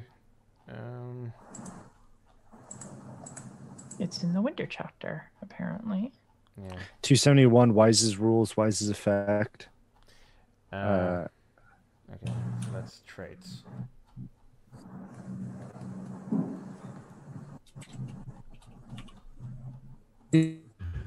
Well, yeah. Think of a story and then come up. Oh, Yeah. wait. you Can you good? guys? Yeah, we're good. Okay. I found the list. The list is in page 306. Yeah, it's in the actual rest of character creation section. Uh-huh. Cool. Yeah.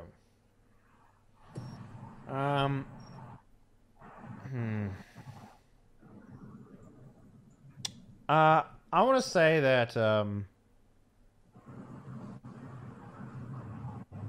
I want to like maybe it's like is this a wise from our history that we've specifically had? Is that what it is?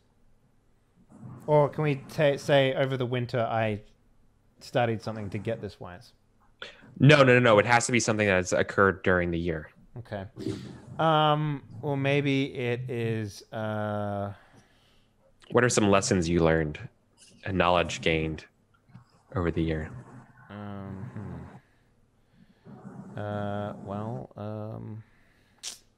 That's a really hard one for me to answer because I'm trying to think of a one that would help later on when we come back to this. Well, Yeah. part of me thinks might be like pathwise from all the times you stepped up and led people on patrols through places, or like trail wise or something like that, like road wise. Or I did take my Pathfinder from nothing all the way up to 4 by the end of the first year. So are you fucking serious? How about something involving that, like shortcut wise, it's right trail there on the wise. T. Yeah. all right, I'll take Pathwise. Yeah, I'm okay with that. Like I spent a lot of time, comparably a lot of time outside. There was a lot of times when I took shortcuts as well. Like especially like even on the first session, we went across the things and all that stuff. So yeah, Pathwise, I'll take that. Interesting. Yeah. I never thought that would ever come up, but I guess I did take Pathfinder from 0 to fucking level 4 in one year, I guess. Yeah.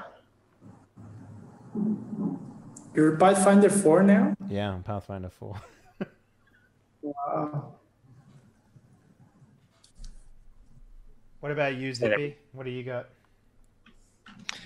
I don't know. I was thinking of What about valor-wise? valor-wise. Yeah, like I would say that specifically you've learnt how to Be a person. Well, not so much that, but like you've sort of learnt how to manipulate other people into doing your work for you. Could be fuck things up, wise. Damn. Fucking what?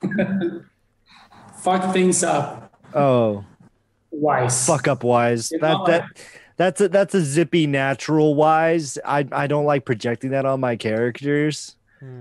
Because like I can remember like that time we were like crossing the stream and you took both papers, our teams and the other teams. Actually, you know what's And perfect? then- You know what's perfect for you? Because this came up a lot with your painting stuff.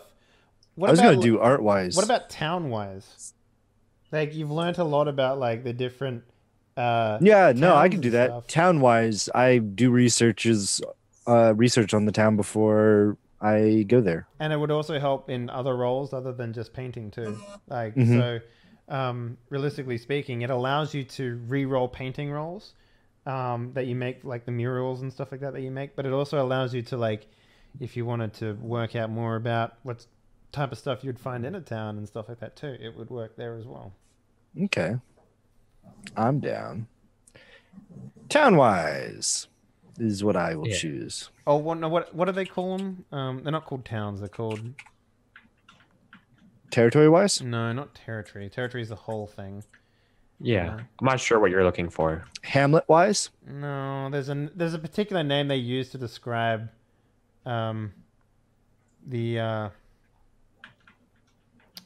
places. Okay, so Hobo-wise? no, Territory-wise. settlement-wise, that's what it is. Settlement-wise. Yeah. But specifically in this book here, they actually say there you can have specific town-wises, but I feel like this is more like generic knowledge of every place. Yeah, jack of all trades. I don't know, Eric, what do you think? No, it would be something more like rumors-wise or like bullshit-wise or something like that. Bardic knowledge. Yeah. Bardic knowledge. Yeah, so like I would probably do something like gossip-wise, and it's like, so what's going on in this town? It's like, oh well, I'm gossip-wise, so like I would know. Blah blah blah. Okay. Okay, I'll take that. Gossip-wise. Nicholas, Derek. It's kind of like Legends of the Guard-wise, only like even more flexible. Yeah. Yep. Because then I don't have to bullshit something about mouse guard. I could just be like, I heard through the grapevine that it was the butler in the parlor with a matchstick. Matchstick. And they're mice. Candlestick. No, they're mice. So a matchstick would be. It Oh, would be a torch.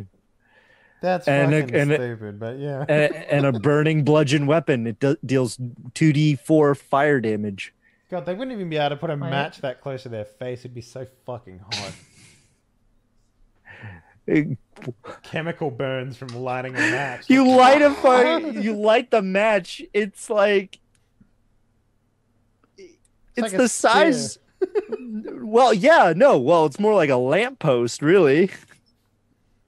What about you, Derek? What do you got? I'm thinking that the one thing I did the most was scouting. That's the one thing I did the most. Mostly failed.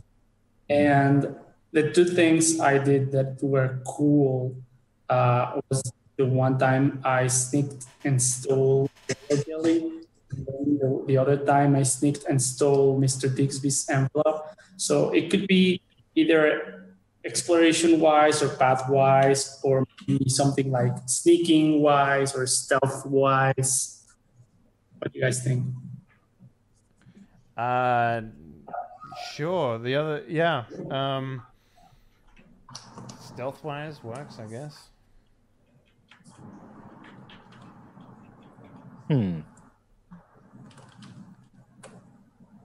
That would play into your instinct. It would, yeah. Stealing things. Yeah, are because I want to steal stuff. Okay, stealth-wise. I mean, you could also take crime-wise, which is a little more generic. But I have crime wise. Crime-wise. I'm crime wise. So. Yeah, you could technically double up on wises. I don't think there's anything necessarily against that, but it's kind of weird. I don't to put see it as a crime. I mean, what better way to learn through failures than Skullduggery-wise. Wait, hold up. Because when you say skullduggery, I think of something completely different. Hold on. You could also be night wise. Underhand. Okay. You could be night Skullduggery. wise because you've been sneaking and stealing things at night. Same with the gunpowder and stuff. Nightwise, yeah. Oh, I always get skullduggery mixed up with skullbuggery. I was about to say, how do you not know what skullduggery is? I don't know when you're like skullduggery. I'm like, isn't that when you do vile things with the skull, and then I was like, oh no, that's skull buggery. No. Think. What the think. hell? I don't know how you manage that, but It's a think. G-rated channel. Fuck no, it's not. But think like Han Solo, and then you got skullduggery, basically. Like that's. Well, one time I was making a exile on Conan Exiles, and I had two things why I was crucified: skullduggery and skullbuggery, and I always get them confused ever since that day. Okay. What's next, Eric? Yeah, what's next? There can be only one. You have to kill each other. Hands down, I win. Bitch, I got 4 fighters. No. This is the reflection part of the game. At this opportunity, you get to kind of share a story. So as players, you look and see how you feel about this part of the game. To start this process, each player picks another player at the table whom they may wish to represent. Each player must have a representative. You cannot represent yourself. And you're going to discuss something about their character that you liked and sort of their quirks and personalities. And you're going to give them a trait. Okay, I'm going to represent Finn. Okay. I'm interested in what you hear. Like every time we had competitions and teamwork and stuff, Finn always did the opposite we had to do, or the opposite he had to do. Like that time we were doing like I remember it was kind of a race, and we had to crawl on their barbed wire and then climb a waterfall. And he he tried to disassemble the barbed wire. I can't remember why. I think he just went like to walk through it, and he got himself trapped in there. And then there was the time. What? Hold up. Have you never seen Patch Adams with Robin Williams? I'm not sure I have. Why? Because it shaped an ideal that you don't focus on the problem, you focus on the solution. There are multiple solutions, man. Yeah, you could have went under. Like everybody else. And there was this other time when we had to cross a stream, and then there was something we had to take on the other side of the stream. I think it was a letter with a clue for the next challenge. Finn took both our letter and the other team's letter. Yeah, slow down the enemy team. Yeah, I was just messing things up. And then when we went to the scent border, he didn't want to come with us. So... Because it's dangerous out there, and Acorn wouldn't let me go beyond the scent border because Graham. I know. Yes, that's what Finn said. He said, like, no, it's dangerous. But there was like the real feeling underneath. I think it was just a desire for anarchy. So I would propose that as a trait, anarchist. That's not in the book. Anarchy. I know, but traits are flexible. Yeah, they are, but hold up. Anarchy, hold on. What about cunning? That's actually in the book, and it has a description that fits. Yeah. It could be A state of disorder due to absence of recognition of authority. I mean, I guess anarchy would work, but like anarchy is more extreme. I would say anarchy is more you, Nicholas, with your bomb threats. I want to make a bomb. Yeah, I don't think anarchy is the right one. But I mean, are you already independent? Or maybe disobedient, or maybe he's generous, brave, determined, defiant. Okay, I could actually. I said 4 times. Yeah, defiant. I would recommend fat. No, I actually like that. Thank you, Kika. Defiant is perfect for Finn. Defiant sounds good. All right, that's it. And it can work both ways. You can be determined and defiant, which is basically just stubborn. Yep. Really, really stubborn. Yep. Yeah. Okay. I guess I would like to go for Skylark. So I like. So is this kind of like me as a player representing Skylark, or is this me as Hunter? Because Hunter didn't see her do anything nefarious, like ever. It's true. That is kind of true. Well, so that's not how. So one person does this, right? And you represent it for the person here. So after a discussion, the representing player chooses a new trait for their friend's character. The trait must be based on the group's reflections. You can come from the list in the book, or you can make up a new trait on the spot and write a new trait on character sheet. It comes in at level 1. Go around the table until everyone has a new trait. Okay, so it's not from Hunter's perspective. All right then. So over the course of the game, you went from being meek to being like Bloodthirsty. I wouldn't say bloodthirsty, but like extremely extroverted in the fact that you were completely like obsessed with doing things by your own moral standards, and that's a really interesting like concept of your character. But the thing that stands out to me is that you have a personality that you showed people, and then you have a personality that you hid from people. And they were two separate entities in a lot of the game, and my character didn't even see one of them. Like not even in the final episode did I see that. So I would like to say two-faced. I was going to say that too. I was going to be like, yeah, two-faced wise, not two-wise trait. It's not a negative thing. It just means you have one mask that you wear around people, and then you have one mask that you wear around yourself. I could say that you could even use it in a way that would allow you to help a manipulator. Help you manipulator and stuff like that. Because honestly, that's the biggest thing about your character that stood out to me. It was just how, like, on one hand, you just like, oh, I just want to do the cartography. On the next hand, you're just like, yo, I will fucking slit your goddamn throat.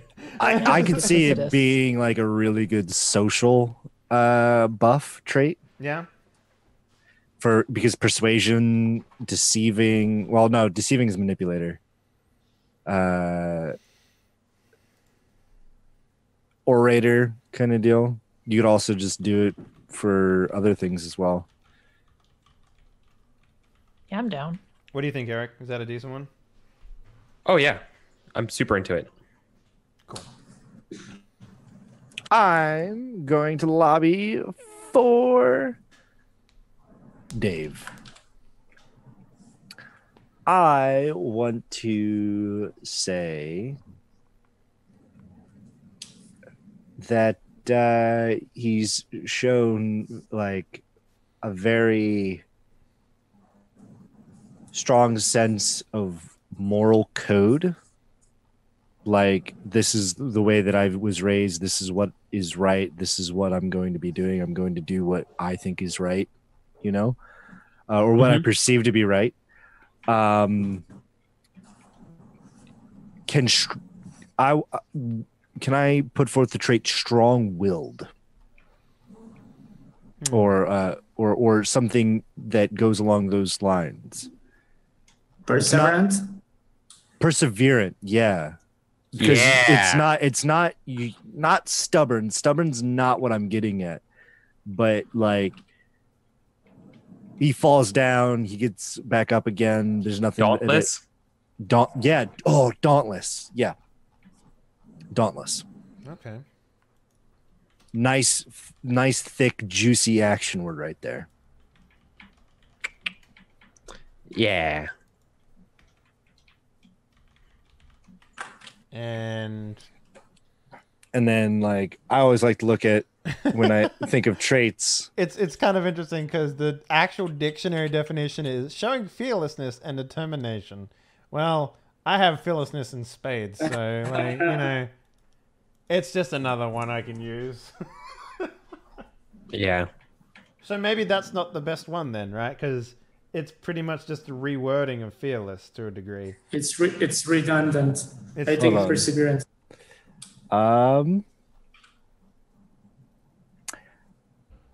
Intrepid. These are all the same word. No, because intrepid deals with adventurous. Oh. It's the same. An intrepid adventurer.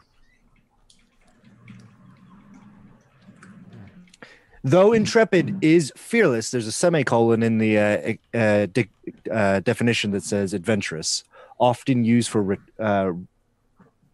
rhetorical or humorous effect. I still think it's pretty much the same word again. But that's to be fair. I did pretty much have one throw through. Yeah, how about One this? direction. Yeah. Here we go. Actually, if Indomitable. that is a thing, I think, can't you choose the same one and level it up? I'm already at level 3 for fearless. How about this? Indomitable. Okay. Impossible to subdue or defeat. You wouldn't be really persuaded by Vladimir until he whipped out the seal. You know, you're like, no, this is not right. This is the mouse guard. You weren't going to be dominated by somebody else's will. You wouldn't be subdued, you know, against anything but the will of the mouse guard. How about just duty of the guard or whatever? You mean God's honor? Guard's honor, yeah. Duty bound. You can do that. Duty bound sounds good. That can be used both positively and negatively. You being duty bound gets you into a bunch of trouble. I'm willing to take God's honor. I think that and duty bound are pretty much interchangeable, right? Because if you read the actual book, it says that living closely with the guard zones and mice trait God's honor. They are more intimately connected to the financial and social body of the guard and are trusted to a greater degree. Should a mouse betray that trust, he is cast out of Lockhaven and perhaps even beyond the Sen border. So that's kind of an interesting one. So yeah. Oh yeah. Cool. I guess Kika for Derek then, yeah. Yep. One thing that always stood out to me about Nicholas is the fact that whenever he did something, he would always do it in a very dramatic, sort of heroic way. Yeah, like that's true. Fighting bees on a stage and saving people from birds and things. I kind of want to nominate dashing as a trait for him. Dashing? Yes, dashing. Because that's not just an adjective, that's an action as well. It's it's very similar to nimble in my eyes. And do you have nimble already?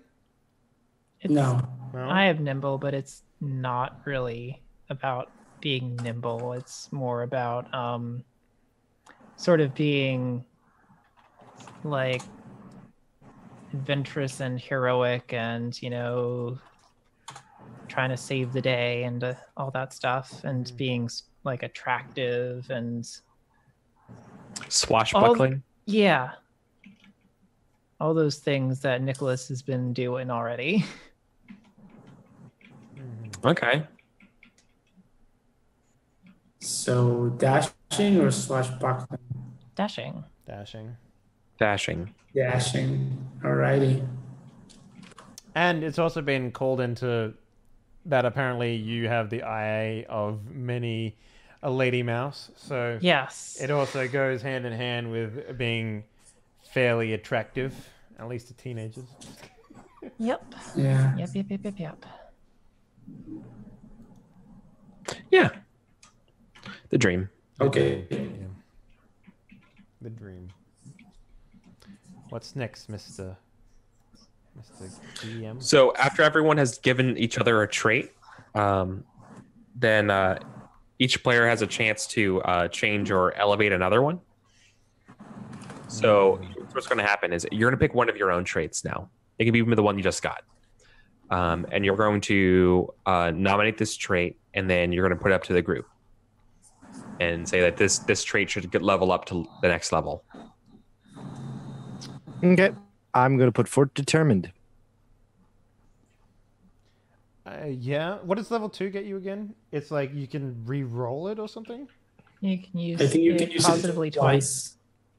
Positively twice. Okay. Yes. I'm okay with that. That makes sense. Yeah. Mm-hmm. Yeah. Sweet. I would like for myself to nominate Nimble for leveling up, even though I've used it only positively. I've also used it 8 times. That was my reasoning for doing Determined as well. Yo, you ain't got nothing on my 17 uses of Fearless. But You can't- Fearless isn't a level 1 skill. Yo, when we get to the point where we can change somebody's trait, we should just take away Fearless from them. That's the next part, and that's up to me though. Damn. Do it, Eric. Shut him down. I don't know. I'm We'll just see. kidding. I'm considering God's Honor, leveling it up. It's been pretty much a sticking point for me. I mean, Yeah. you would have been using it if you had it. So Yeah, I can do it. 100%. Yeah. Yeah. I can dig it.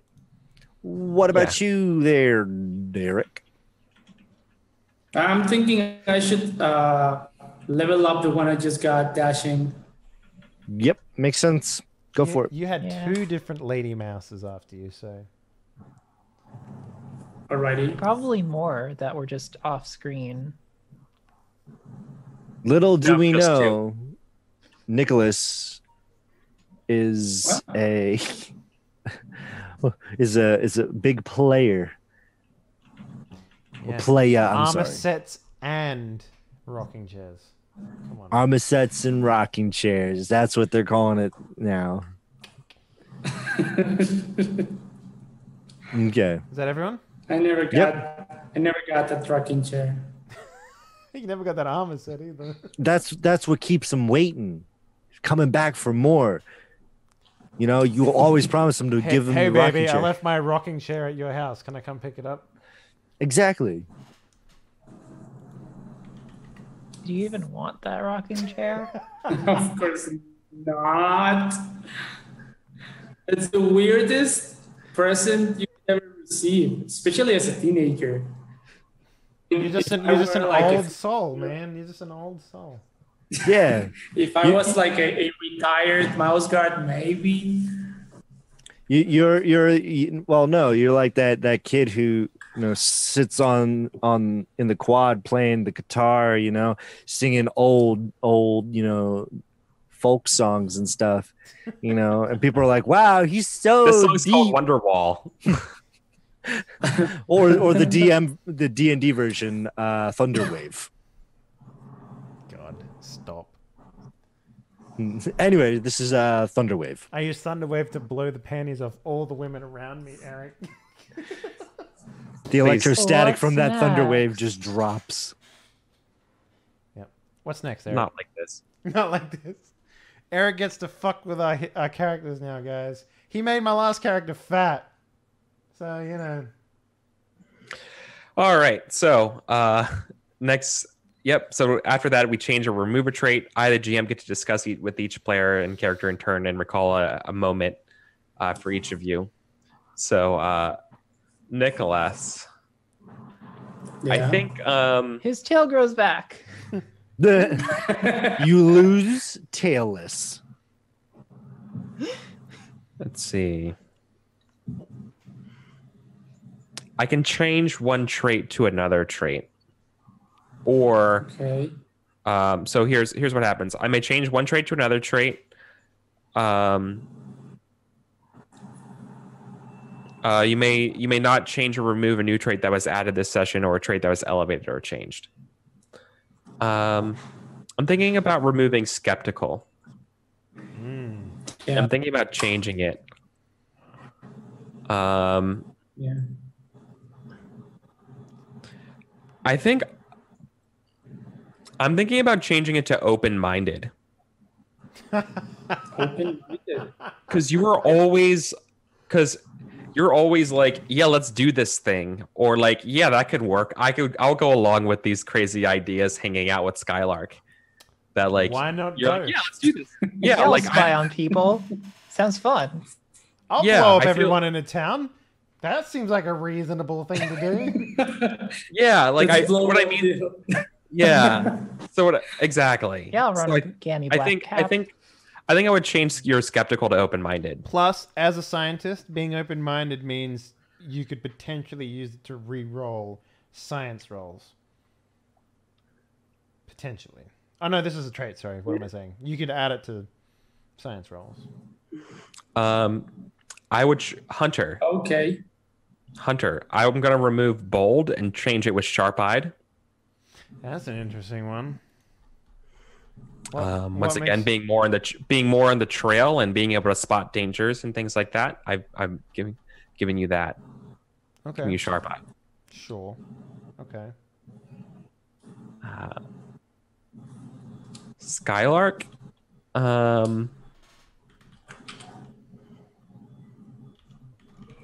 I'm thinking about. Man, you didn't just level up impetuous, did you?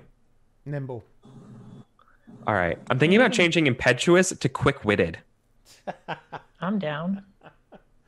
Is that definitely yeah. Acts on instincts without need or thoughtful consideration. It kind of runs parallel, like opposite to her, like always prepare. Sentiment. Yeah, but or like that instinct. is your instinct.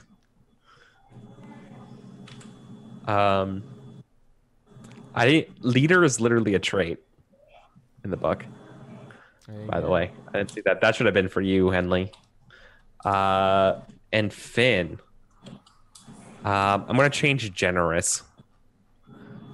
To scorned. Holy shit.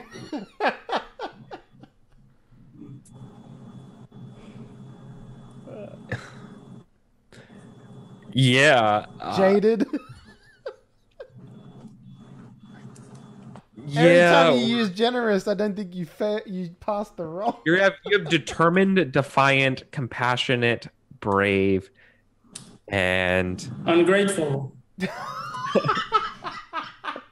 How is that a trait? Arrogant. I'm going to give Good you thing, early you riser know. because you've been getting up in the morning. Okay. Train. The train. Yeah. So replace brave with early riser.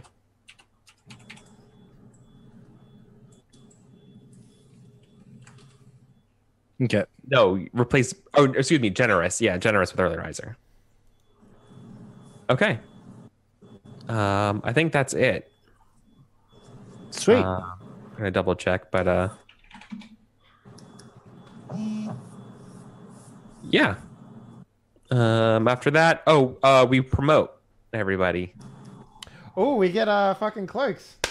We get our cloaks. Oh shit. Okay. but No, but I thought don't we were get our- tenderpaws. Yeah, don't we get the cloaks after we graduate from being tenderpaws? We're being promoted from tender paws to patrol mouse. We Oh, weren't no. tenderpaws yet. No. You're We're not beginning. even tenderpaws yet. We're like no paws. Yeah. Now you guys are going in the year of being tender paws. That's right. Boo, boo, boo. Yeah. But you guys We're have, going to be assigned a patrol, and the patrol guard is going to train us for a year. yeah. And Well- after, if we're good, we will be mouse guards. Right. And so I think as an option, you could be given a generic cloak or you could be given a house cloak as a tender paw, right? Like I think as a gift, every house like makes ones for themselves to give to everyone who's graduating. Is this something? Would your character choose that, or would they choose a regular cloak, the bluish gray cloak It's for most traveling wear. House Petal's color is like yellow, right? Yeah. So, and she usually wears black, and she's got this like super puffy white fur, so she look kind of like a bumblebee. Oh my God, we would call you Sting. Hell yeah. I'm That's down for why the House Sting's Petal called code. Sting. He wore a Bumblebee shirt out on stage one time, and people just started calling him Sting. That's like the loose thing behind it. But he wore a black and yellow striped The T-shirt. wasp. You don't want to mess with the wasp. No. Or she'll stab you. And then she'll die. No. Okay. Generic or colorful? Root. What color is root? Red. Red. Generic. What? If it's red, I would 100% take it. That's definitely the same color that Huey had. So yeah, Right? without a Well, doubt. Like What's the needle? Blue, right? Yeah. Okay, I'd take that. I'm just gonna put in cloak color red house root. There you go. Green, yellow, red, and blue.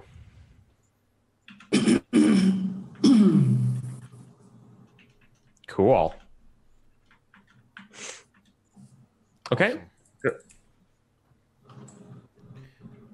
Well, so that's the winter. I think, yeah. So then I think that's kind of it, y'all. Sweet. I like it. Congratulations. Thank you for tuning in to Mouse God. Yeah. Now we shall begin discussing Stars Without Numbers. Yeah, so that pretty much goes without saying. Like, this is the last episode for season 2 of Mouse Guard. Without a doubt, we'll probably come back to this, like once we're had our fill of some other games that we'll play. Yeah, but once our souls are crushed by other games. I just want to come back to the fancy filled Mouse Guard, Eric. Said everyone playing fucking Torchbearer. I just want to feel good again. I just want to feel good again. I don't want to be dragged I just down. want to be happy again, Eric. Yeah. So, in case you don't know, we are going to be moving on to Stars Without Number Revised, which is it revised? Is it called Revised, or is it something else? Yeah. Which is the actual Solar Ascendancy is the name of the game. So that'll be starting next week. We're going to start with character creation and I guess lore elaboration episode. Because Eric has this grandiose plot system plan universe that he's built. Very excited for it. Yeah, I'm excited to get into it too. So make sure you come back next week for that because it's going to be excellent. Stars with a Number is definitely one of my favorite systems, and reading over the revised rules that they've made, it's going to be wow. I can't wait for it. It's going to be so good. I'm ready for my janitor bot. So anyway, let's give some shout outs for the final time on Academy Towels. Nicholas, aka Elvin Towel, aka Derek. Let's start with you. Hey. Also, what was your I'm Derek. favorite moment of the season? I guess we'll go with that too. My favorite moment of the season was probably when when Nicholas performed on stage the Black Legend, and he created this kind of disguise of what was I, a fox, right? Yeah. And The villain. he used royal. He was kind of like vaping royal jelly, and he attracted the bees from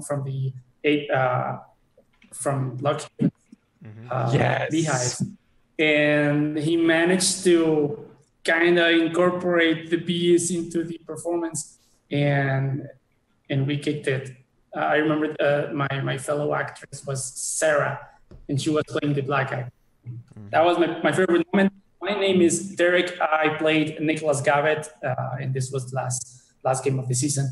And I am also an independent RPG creator. I do cartography, mostly for fantasy games. I have my website, which is www.elventower.com. I also have a Patreon page, and you can find my stuff on Twitter at elventower. Bam. Nice. Finn Digsby, aka Alex, aka Zippy_Zippo.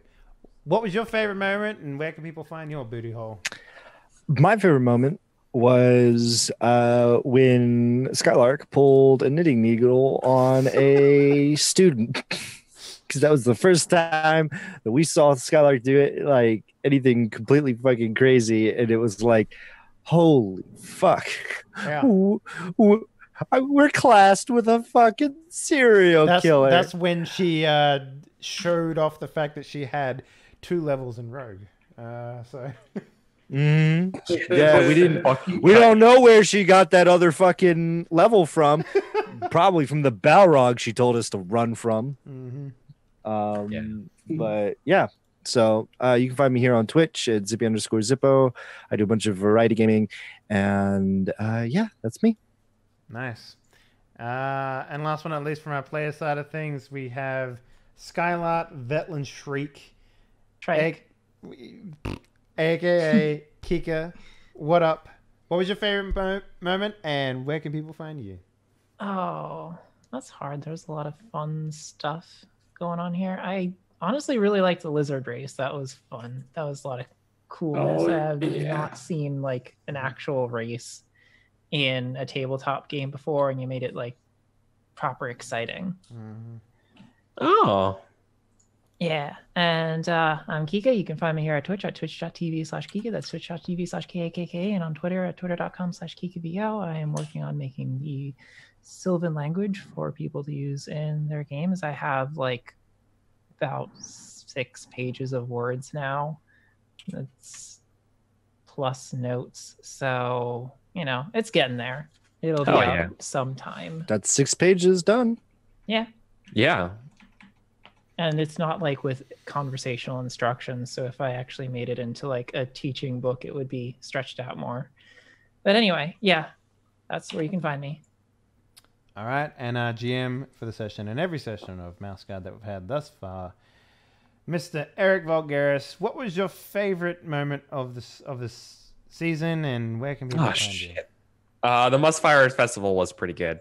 I think that whole time everything was that. I mean, that and kind of our first session was super good too. Yeah.